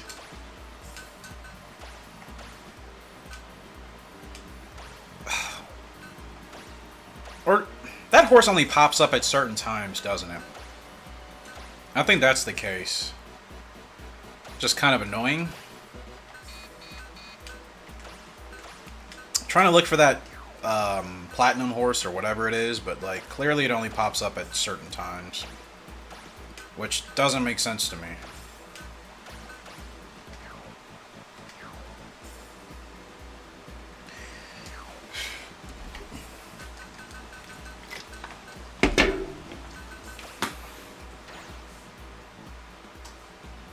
Eric Reed, trainer for Rich Strike. Oh, Rich Strike winning today would be so fun. Obviously, I mean, Rich Strike to be Flightline would... I think we could all agree that'd probably be the biggest, craziest upset in horse racing history. It would have to be. Because despite winning the Kentucky Derby, like, Rich Strike has not won consistently since then, right? compared to some of these other horses. I think I fared better than him since the Derby. So, him beating an undefeated horse in Flightline, who won by 20 lengths last time out. I don't know what would be a bigger upset that we've seen in recent memory. What would honestly be a bigger upset than that? That horse literally only pops up in here randomly. Why is that a thing? That's really interesting to me. Ali, what's good, bro? I feel like I haven't talked to you in like, you know, ages.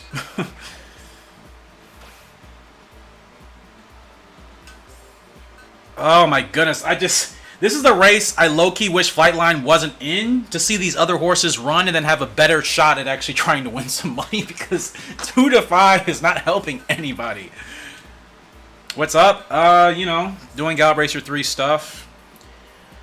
Eating some Chinese and waiting for this Breeders' Cup Classic that's probably going to be a wash because Flightline is 2 to 5. He's undefeated, and I don't think anybody in this field is going to come close to beating him unless he gets boxed in somewhere, which he's not going to do because he's going to go to the front. So, like, how does any other horse in this field win this race? How? How does anybody else beat Flightline in this race? Obviously, if the horse is 100% healthy, injury would clearly make that happen. Don't want any horses to get hurt ever. But like, if everything is run as normal, how does Flightline get beaten? Like, how? Right? It can't happen. There's no way. Yeah, 2 to 5. He was 3 to 5 earlier. His morning line odds were 3 to 5. Then he got bet down to 2 to 5. Then he got bet down to 1 to 5. Now he's back up to 2 to 5. He's not going to go above 3 to 5. We all know that. If life is good as pressures... You know what? I thought about that. Epicenter might catch him. He's got endurance, though, man. Did you see his last win at the TVG Classic? He won that race by 20 lengths. He can run for days. This horse is unreal. He is like what you do in Gallop Racer when you just kind of create the best horse for yourself and just kind of cheat. He is that. He's like a 99 stat horse right now.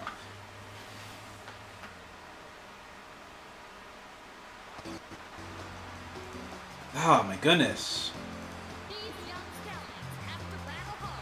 Wow. I don't know what to do for this race. I have an idea, but I'm still not 100% set on it yet. Like, I don't think betting on anybody to win is worth it. I really don't. I'd rather focus my money on like a place or something else because I really don't see Flightline losing. Unless somehow they really push the pace. I think, like you said, that's the only way he'll lose, is if the pace is a lot faster than what we could ever expect. And maybe he will gas out a little bit, but that's it. My grandson heard that this could be Flightline's last race. Yeah, I'm not surprised. That's the only thing about... I don't know how they do it in other countries, but the one thing that bothers me about thoroughbred racing in North America is that they retire these horses so early, and I get it. It's for breeding, it's for money, but it's like... We don't even really get to see what these horses are completely capable of over the longevity of their career. And I get it for safety purposes as well. Sometimes retiring a horse earlier is better, especially if they're as talented as Flightline. But like, he wins this, he'll be undefeated, 6 for 6, and that's it. Life is good as passing a 2150 in the Pegasus. Wow. Yeah, I have Life is Good. I have 425 for a trifecta, but of course, Flightline paying 2 to 5 is not going to make that worth any money. I have Life is Good, Flightline, and then I had Hot Rod Charlie. Because Hot Rod fights a lot harder than I think people want to give him credit for.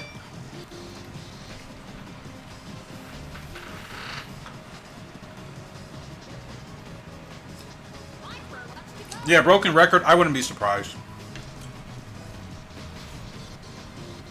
But like I said, depending on how fast the pace is, maybe somebody will challenge him. Yeah, I love Hot Rod too, man. I gotta be honest, I wasn't a fan of him initially, but he grew on me. Because I realized just how gutsy of a horse he was. Great heart. Yeah, I mean, Rich Strike I think is never out of the question, but I think because he won the Derby, a lot of us are still hoping that he can somehow pull a win out against these better horses. It's unlikely. But, you know, it's Rich Strike. It's a great story. I love the connections involved, so If he were able to win or finish second, that'd be special. I don't really want anybody to get blown out. Is that bad to say? Like, I want to see a close race, but I know that's going to be hard with Flightline at the front of the field. Like, it'd be special to see him break a record and beat all these horses by 10 lengths, because that would really solidify him possibly as, like, one of the greatest horses in recent memory, you know, up there with Secretariat. But, I want to see a closer race. I don't want this to just be a wash. I don't want it to come to turn 3 and Flightline's already 10 lengths ahead. Like, I do and I don't want to see that. Because I like most of the horses in this field, so I would like to see them be competitive, you know? This year in the UK, a lot of popular horses have been retired, so we're kind of looking for the next popular star horse. Yeah, that makes sense. Second Death ended up winning that Prince Cup. I didn't really watch. I'm still eating, so I'm just biding time.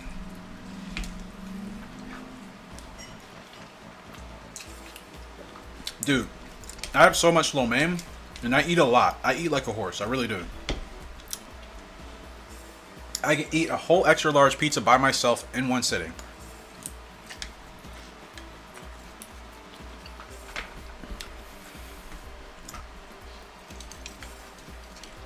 Who is Ride and Flight?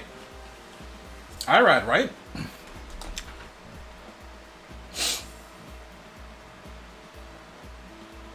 Oh yeah, man. Lo mein is, come on. It's the go-to for my Saturdays usually.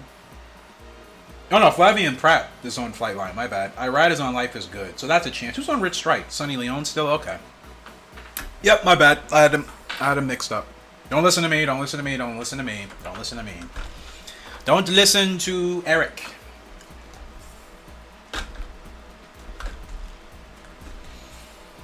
Oh my goodness. 41-1 for Happy Savored. Oh my gosh. That'd be the funniest thing in the world if that horse somehow managed to win at 41-1. Do you feel this race is way closer than the odds say? I hope it is. I really do. Flightline's already proven he's a great horse. I don't think he needs to win this race by 20 lengths to solidify that. You know what I mean? I want to see a close race. I don't want this just being a wash before we hit turn 3. I really don't.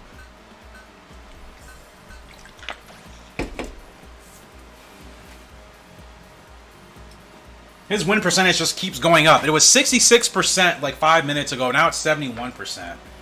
I feel that Flightline would have been born in 2009 and ran the just there he would have won the Triple Crown as easy as. Oh yeah, 100%, 100%. Too strong. You haven't posted or done, dude. It's amazing how summer just kind of flew, and now it's November. Because I looked at your channel literally like a couple days ago, and I'm like, wow, Elite hasn't posted in a while either. So yeah, it's been like that for a lot of us, bro. Well, not me necessarily, but as far as streaming, yes. I hadn't streamed in 2 months prior to the last week. Our UK Derby winner this year, Desert Crown, has not run at all since winning the Derby. That's just how horse racing is now. I'm a little bit bummed about it because, again, I would like to see these great horses still run a little bit into their 4-year-old seasons. I just hate the fact that so many of these great horses now, they retire them at 3 years old. It's like, oh my goodness. You know, and then like the horses that are also great but not as great as like the best 3-year-olds, they'll race until their 4, 5, maybe 6-year-old season, but again, they're not as good as the ones that usually retire at 3.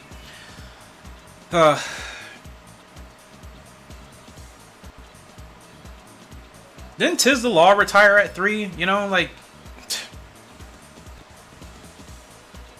Ugh. You know, it feels like 2 months, right? Then you realize and check, oh, it's actually almost been like half a year, which is insane.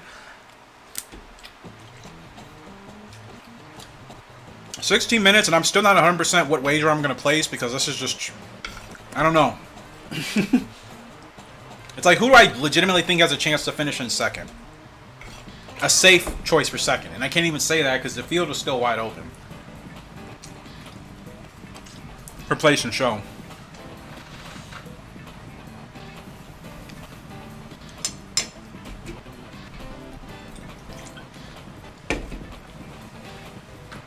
No, I get it, bro. I'm literally kind of in the same boat. Like, I want to because obviously it's a big race, but I also don't want to because, again, Flightline's 2 to 5. him winning just throws everything off, you know? It throws everything off. I think Professor said it earlier, you know, you back a long shot with maybe a place, you put some money on that for a horse to finish in second. That's about your only really good way to try to come up with something here.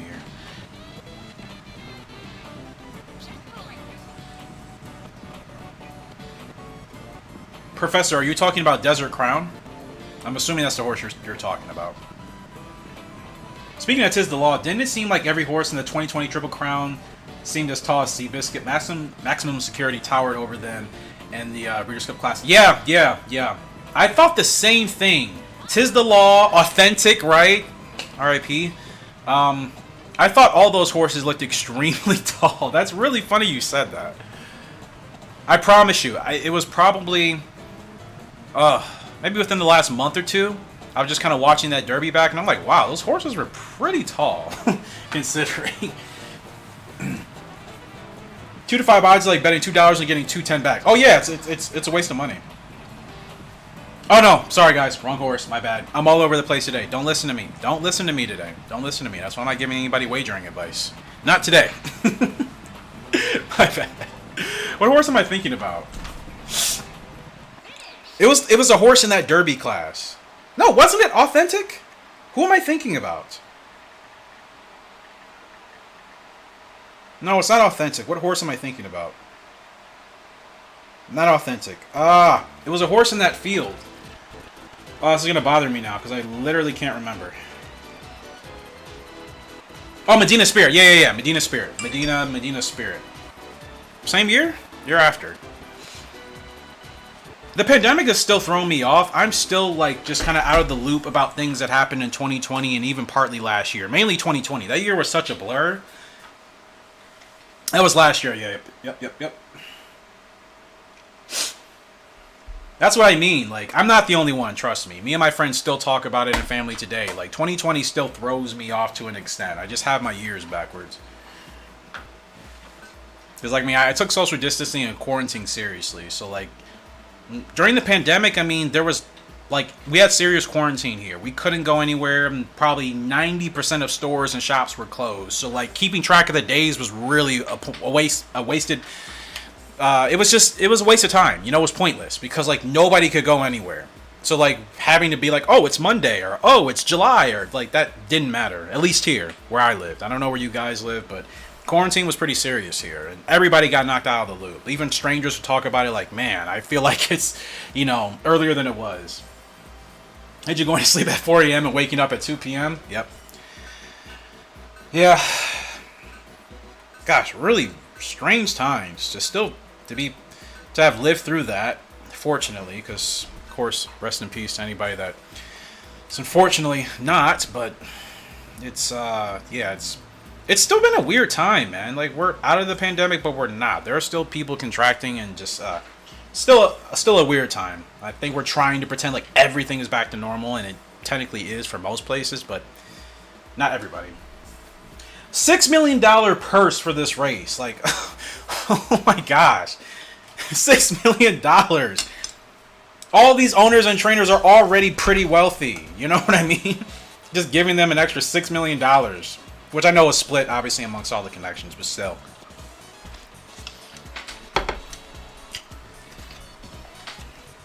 Half of the people in this country will never see that much money in their lifetime. 11 minutes yet, and I still don't know who I'm going to wager on. Again, not for a win, because I don't think Flightline is losing. But that would be my luck, too, that the race, I think, okay, this is a sure-in win for the favorite. Something goofy happens.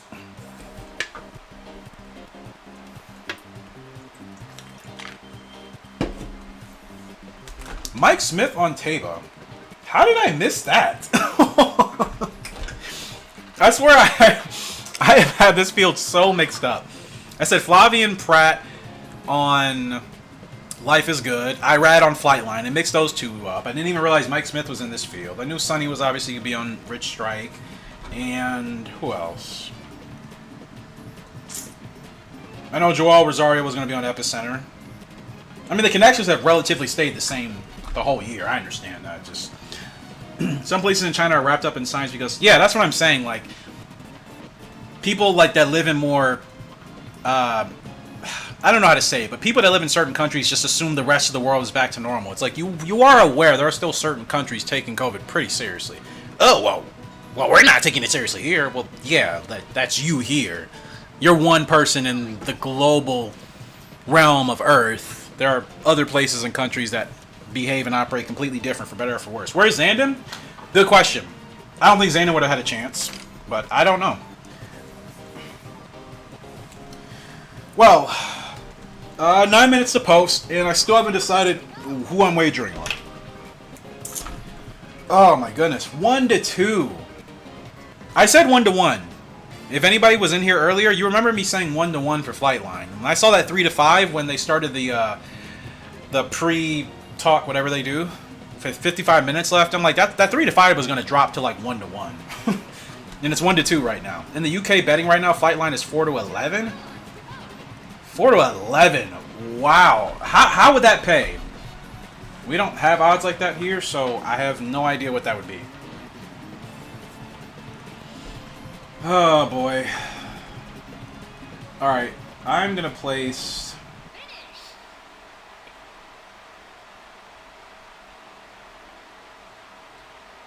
Does anybody know what happened to Olympiad? Why was he 10-1 on the morning line and he's been bet up to 15-1? He's had the highest jump of any horse in the field. Is he hurt? Different jockey? Like, is there something I'm missing? Nobody has answered this whole stream. What happened to Olympiad? How did he go from 10-1 to 25-1? That's a big jump. That's not normal.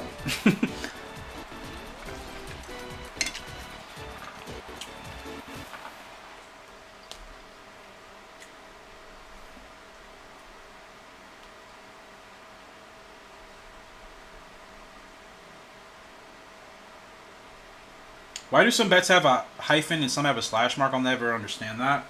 Hyphen and slash mark? I think it depends on the country or the place that's hosting the race, right? Because every place in the world is different. Like in Japan and I think South Korea, they do decimals. Jaden, welcome back.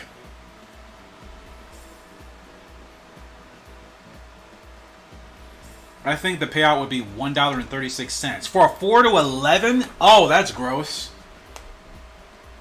I mean, so it's just as bad as it is here, really. You're not going to win any money if you're just placing a solo bet on Flightline. Like, you have to be insane to do that. Let's say you had $1,000 in your pocket. You put $1,000 in what? You win 1,036 back? Like, what is the point in that? I don't get it. And, like, I know there are people putting money on Flightline to win, and it's just like... I would think anybody that is relatively experienced with wagering would understand not to put any money on Flightline unless you're going to do an exotic and you hope that he doesn't actually win the race. You know what I mean?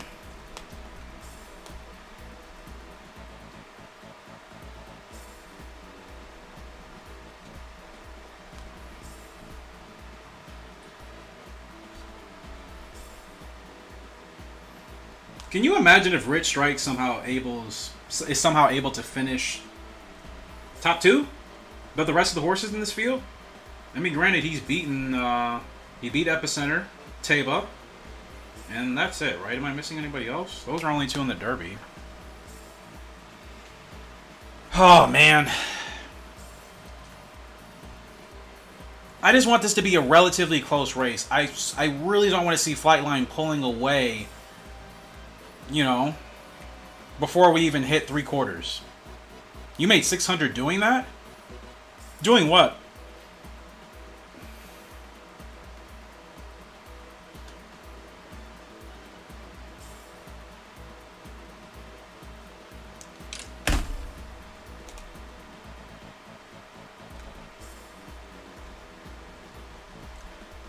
All right.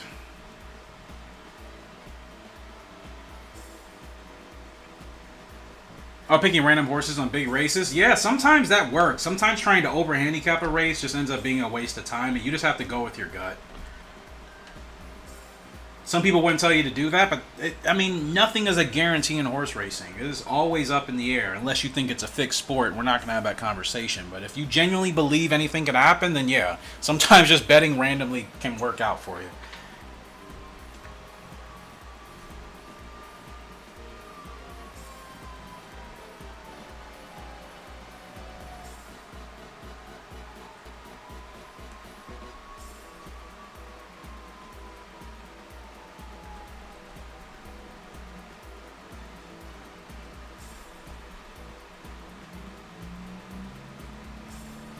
Rich Strike is like 66 to 1 in the UK betting odds right now, so if he gets into place, it will pay out well. Lucky for UK. He's only 21 to 1 here. So unless you put a lot of money on it, he's probably not going to do that well. Dude, who should I put a single wager on just for the heck of it? Obviously not Flightline, but it's just throwaway money. I'm finna get a VPN and bet on Rich. You got 4 minutes, bro. Oh my gosh.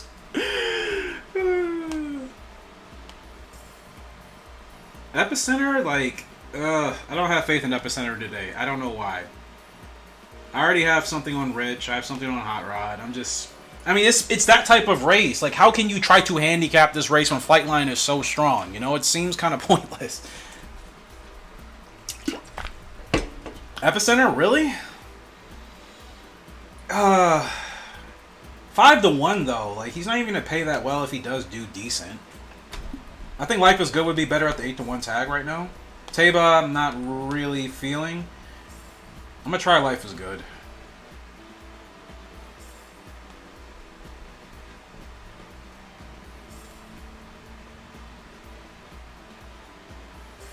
All right. Just hoping for somebody to finish second that I put money on. That's all. Because Flightline's probably going to win this race.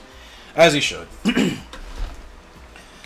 I'll probably be getting off, who else is in the race? Happy Saver, who is 44 to 1. Taba, Life is Good, Epicenter, Hot Rod Charlie. Olympiad, who nobody knows why he got bet from 10 to 1 to 25 to 1. And then Rich Strike. But yeah, guys, I'll probably be... Actually, I might do a couple races after this classic is over, but then I'll be heading off for a little bit. Or for the night, I should say.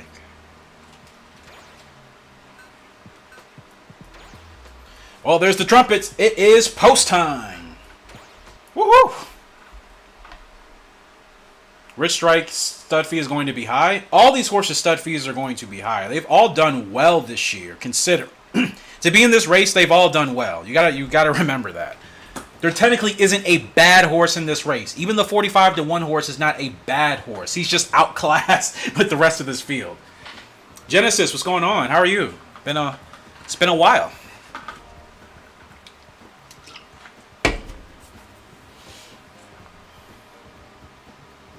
Rich Strike 22 to 1. Life is Good 8 to 1.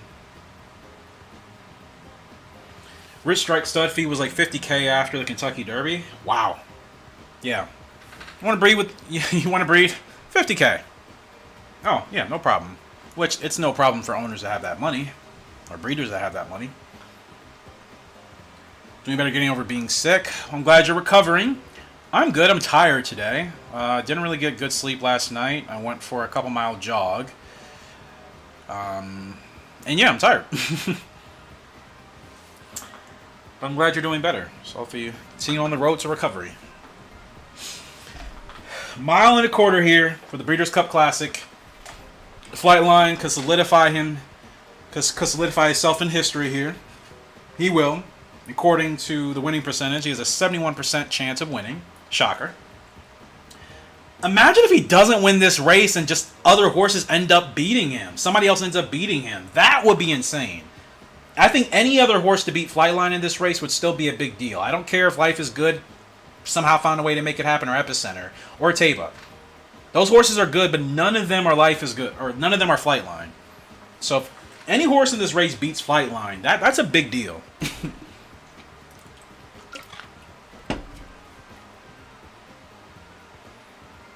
Everybody is sick. Yikes. Well, fortunately, I've been okay. Knock on wood, so...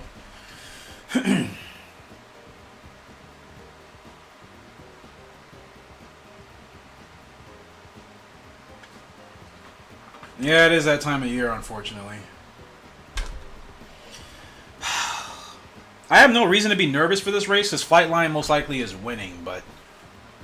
I'm just concerned about who's going to come in second. That's really my focus, because I just don't see him losing this race unless these other horses show a lot more guts and determination than we expect. Might be sudden change of yeah, that's always the number one way people get sick. Like, our bodies can't adjust that quickly, you know what I mean? That's why we need like a gradual transition into the seasons. But if it goes from being really hot to cold or vice versa, then yeah, our body's like, wait, it was just 90 degrees the other day, and now it's like, 60. What happened? Which, yeah, Pennsylvania and Ohio, bro, since we're next to each other, I don't know about Pennsylvania 100%, but I feel like that's just what happens in our states. Like, Ohio's always up and down at random points of the year. It'll be really hot, and then it drops to, like, 60. But, guys, it is up. Breeders' Cup Classic.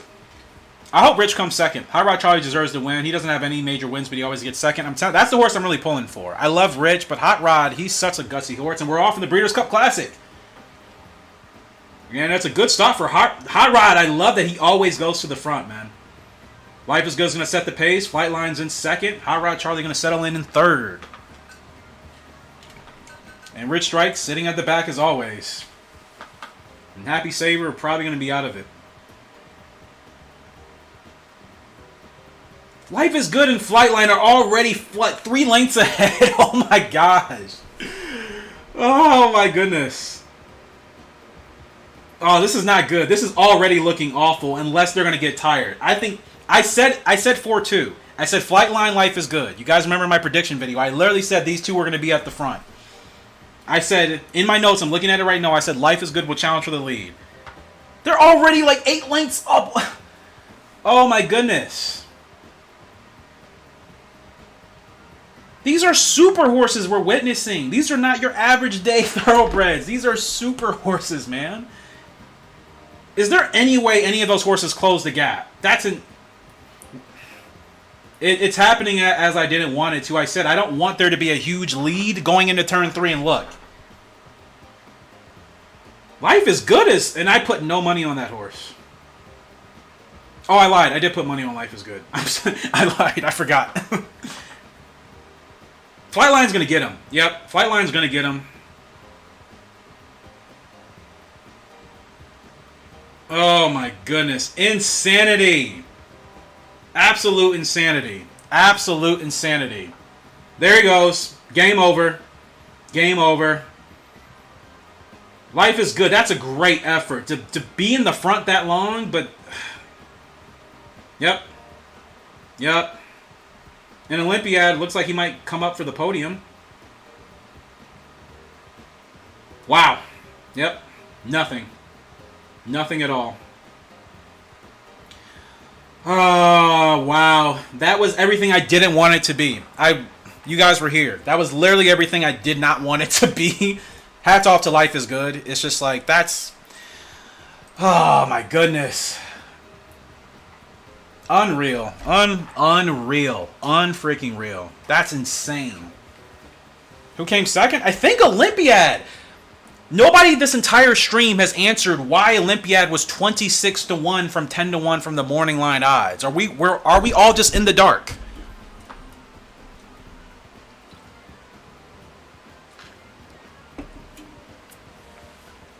Oh no, what happened to Epicenter?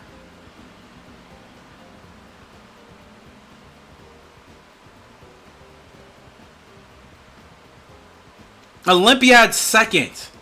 Rich Strike finished 4th. Life is Good 5th. Professor, same dude, same. I didn't want the race to be like that. That's so anticlimactic. Like, you want a competitive race. It was only Life is Good and Flightline until 3/4, and then Flightline, kicks it into gear coming around turn 3 and turn 4, and it was a wrap. We all knew that was going to happen. That's literally what I didn't want to see, and it happened exactly as I pretty much said it was going to happen. Maybe I manifested it. And I didn't want to, but it's just like you understood how good Flightline was. You watched him race previously. Everything in my notes said the race panned out exactly how I had it in my notes, which is quite unusual. When you're winning a race by 20 lengths, I knew Life is Good was going to challenge for the lead.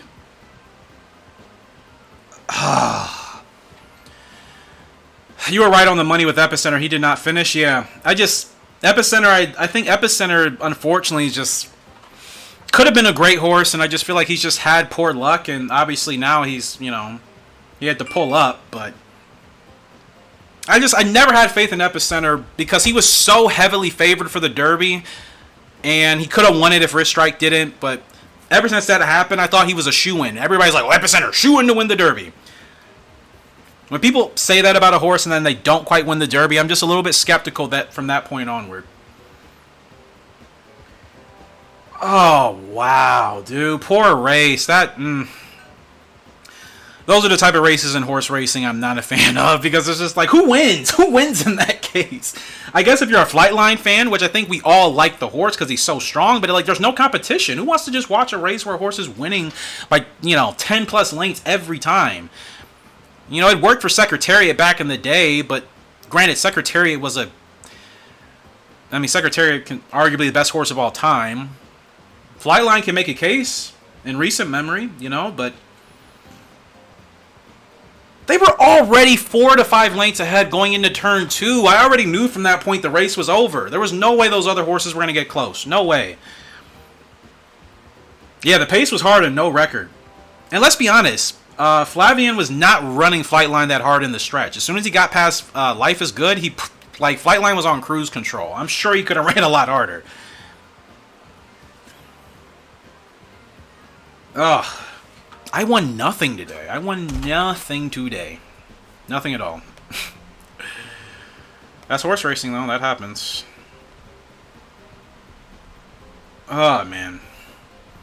Like, I'm happy for Flightline because he's proving he is the real freaking deal, but it's like, you win by that much. Who wins? Who really wins? No, nobody wins. Except to see a great horse make history. We all win in that regards, but outside of that, there's nothing else to it. A horse that's too good. Is there any horse in the world that can beat Flightline at these type of distances? Anybody? Any horse from, a different part of the world that we don't know about?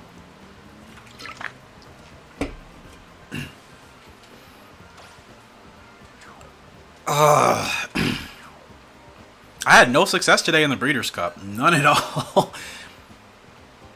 Nobody knows what happened to Olympiad, and of course he finishes second. That's why I was curious. I'm like, why is he being...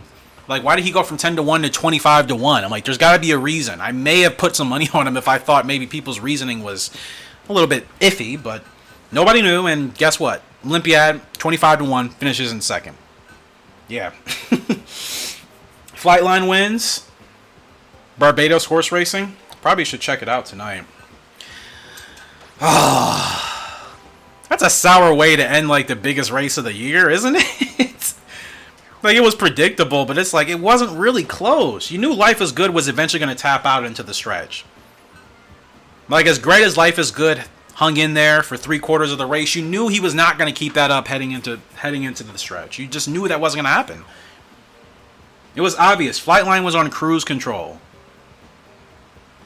Yeah, if he was on turf, probably. Yep. What do you guys think it is? It's got to be his endurance, right? Because he's able to run so fast for so long. Hence why him and Life is Good cleared the field. It's got to be his endurance that's put him in that type of dominating fashion.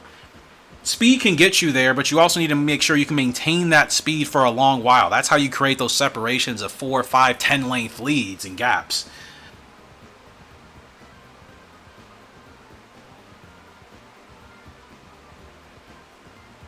Why are they talking about Epicenter? That horse was not... This is what I mean. They're still like... You want the horse to be okay, but they're acting like he was going to have a chance at beating Flightline. Epicenter was never going to beat Flightline today. That just wasn't going to happen. It wasn't. Epicenter is dropped, to me, in my opinion. Considering how good of a horse he is, there's been too many races that have been dropped. He wasn't going to beat Flightline today. Life is Good would have made more sense. You should be a horse trainer. I would love to. I know nothing about horse training, really, so it's something I would obviously have to take a lot of time to learn and be around the right people, but it is a goal of mine. Plenty of time. I mean, most of these horse trainers are in their, late 40s, 50s, 60s, so I'm only 31. I certainly have plenty of time. He'll be a pretty good national hunt breeding horse because of his size, yeah. Flightline, what a horse, bro. Like, holy cow.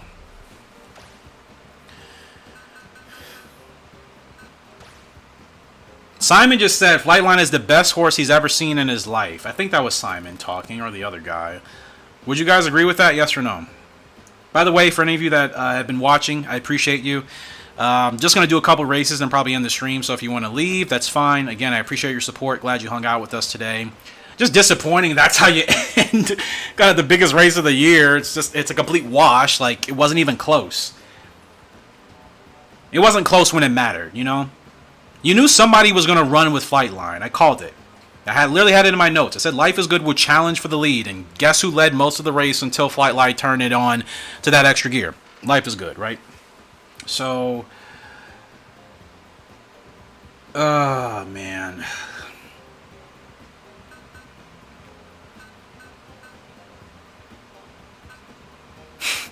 I actually won nothing today. That's that's horse racing, isn't it? You have those days where sometimes you just don't win and cash in at all.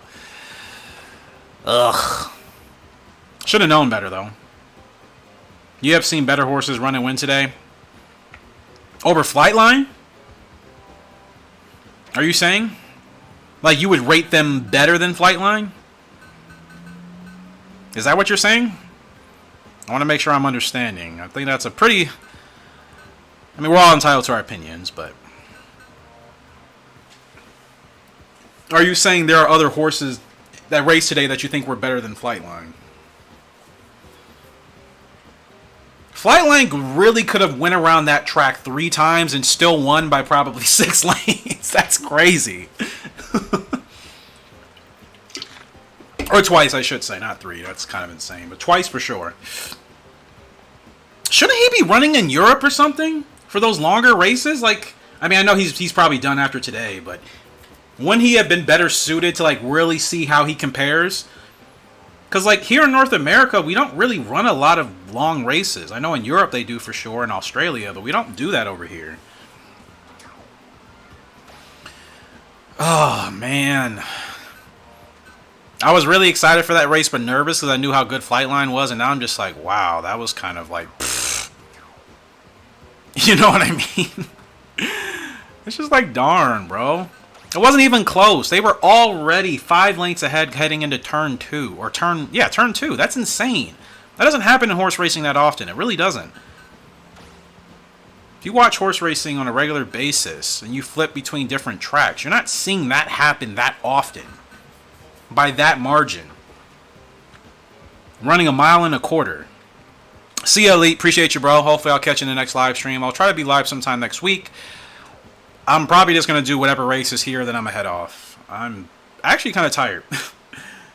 I've been tired all day, but kind of want to relax. So Hellbelly's up in the Summer GP. Prior Fair is the favorite. Whatever. Who cares? Sounds good, brother. Have a good one. I'll see you next time, man. I'm so bummed out. Because I just wanted to see a closer race, and it wasn't. It was exactly what I feared, and worse.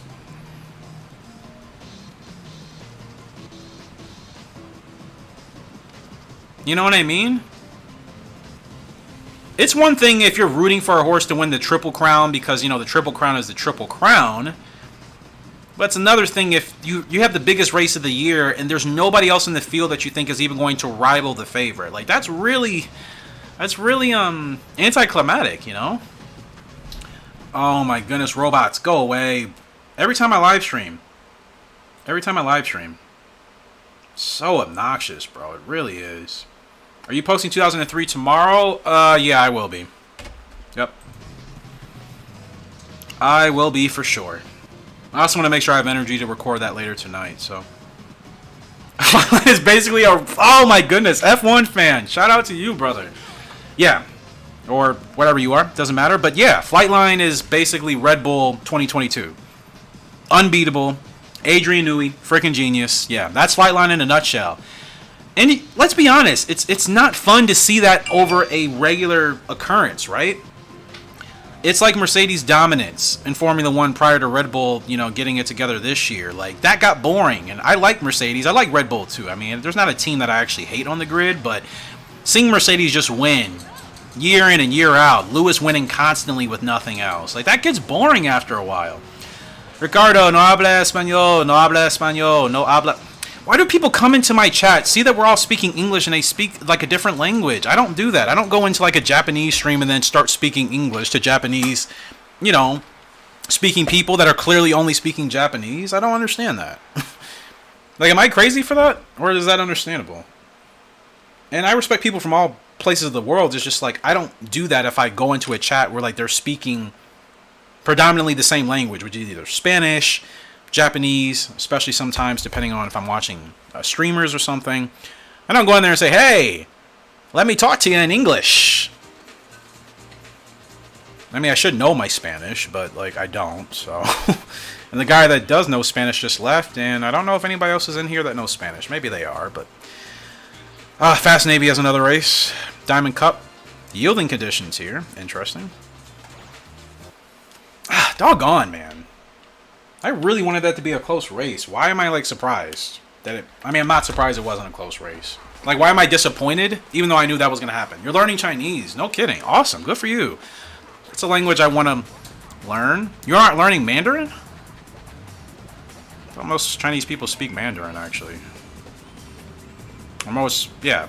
Yeah, that's correct. Mandarin, right?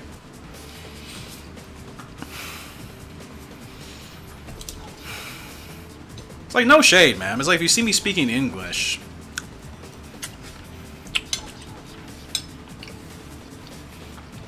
that should just kind of go without saying. Ni hao means, yeah, I know ni hao. That's probably the only thing I know in Mandarin. Honestly. Just cause like there's so many videos of people saying that. I've watched quite a few YouTubers. Ni hao. You know, it's just how everybody greets you if they do speak it. Just like if you watch Japanese YouTubers or streamers, konnichiwa. You know? It's like that for any language, really. Spanish, hola. Right? That's all I know. I don't know anything else. Ah, man. I really wanted that to be a closer race. Like, why am I sitting here acting like I'm shocked it wasn't a closer race? That's kind of goofy, isn't it? Oh, come on, Fast Navy, bro. We got to kick in, brother. Why is Fast Navy not winning this race? What was I supposed to do? This has been happening with Fast Navy in this playthrough. I don't even remember the last time I saved. Ah. 6th in the Diamond Cup. 9th. Wow. Can I reload that? I love speaking Polish, but it's mainly because of work. Ah. Where are you from, Professor, if you don't mind me asking? Because we have viewers literally from all over the world. Like, it's one thing I love about this community. We have people from everywhere. North America, South America. I think a few people from Australia. Like 2 or 3 people from maybe like Japan or Korea. A lot of people from Europe. Some people from the islands. Like, we have, you know, we really have a community that spreads everywhere in the world, which is cool. I don't think that's common in a lot of niches or games or communities. You know, you usually have people centered in one typical location. From the UK, okay, nice. Jaden, you're from Barbados as well? Sweet. Yeah, there's a couple people. Jaden, you're one of many people here that actually watch me from Barbados, so that's pretty cool. What is the new horse in 2003 name? The Social Brandy and East of Pool one. Is that who you're talking about? July 4th. I'm not even going to keep these races. I wasn't even paying attention. So, yeah, not even going to keep any of that. But Social Brandy and East of Pool, I haven't decided on... Yeah, which horse are you talking about, actually? I haven't decided yet. Whatever horse you're probably referring to, I don't think I've decided yet. 453 is my last save? Why? Well, at least here in the save file, I have it from July. That might be accurate, but I don't know. Anyways, the newest horse in this game. We stuck with Black Wonder. Jaden, you left the stream, but Black Wonder, that name, we didn't breed Black Ruby with Deep Wonder. We bred Deep Wonder with Diamond Dust. So we kind of misnamed the horse, but it's fine. It'll stick, because I'm still going to use Black Ruby for breeding, but we got it mixed up. In 2003, though, we don't have a new foal in 2003. We have Legends Art. We haven't, like, no foal is born yet. I haven't gotten to that point in the game. We're still, like, I think in December or something. Or no, we're in, like, January. You know what I mean? So we haven't gotten to the point of seeing what the new foal is going to be, and I haven't came up with the name yet, but... Legends Art's the only one that's about to hit the barn or hit the track soon. Yeah, Legends Art. That's the only horse you could be talking about because that's the only horse we have that's not racing, but will be racing in a couple of months in that game. And that horse is 2 years old now, not a foal anymore. At least not according to Gallop Racer, so. Oh, wow. Well, the Distaff was really fun. The Classic was about as disappointing as I hoped it wouldn't be. And the other races were pretty exciting today, too.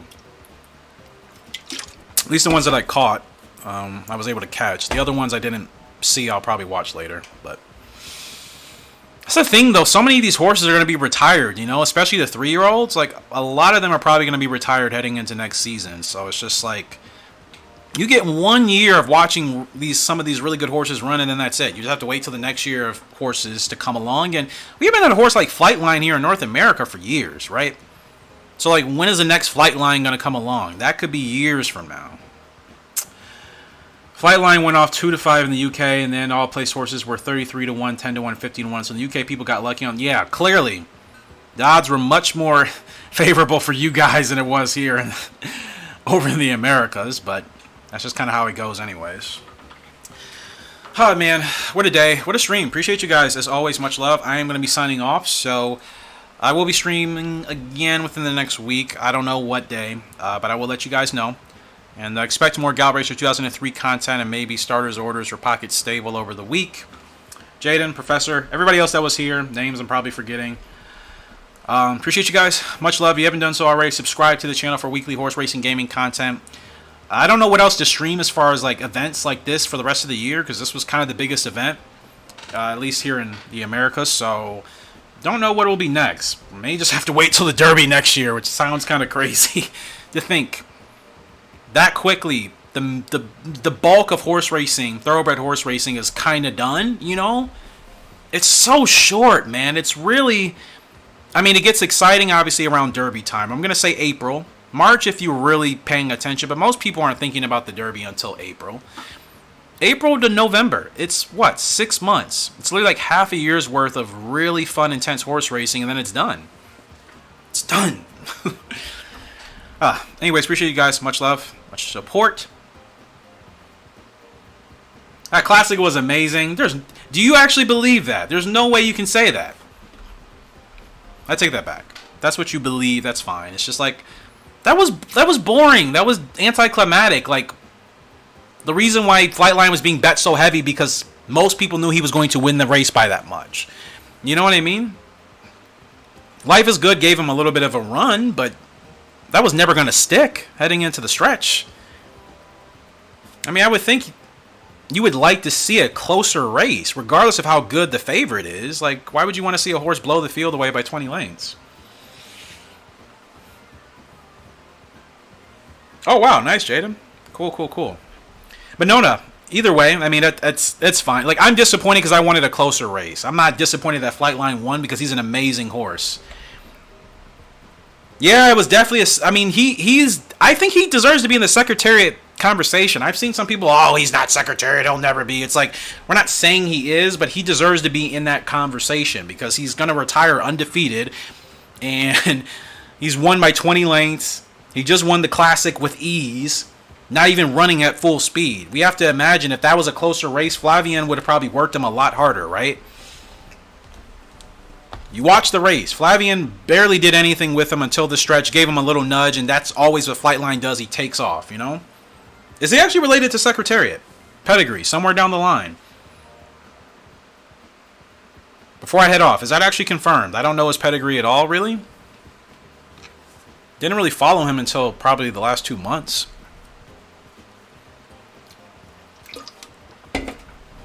As good as he was, I'm like, maybe there's a chance he'll lose, and then I'm like, oh, yeah, no, that's actually not going to happen. yeah, man, I just, that's the thing. Horses that good, I would just love to see them run against another horse or two that are close to their level, you know? Relatively close. Like Seattle Slew, one of those type of horses, right? Somebody, just give them a run for their money just a little bit, even if they don't win. And Life is Good, we have to give props to that horse. Kept it competitive for 3/4 of the race. And that was as far as it was going to go. So, it is what it is. I guess,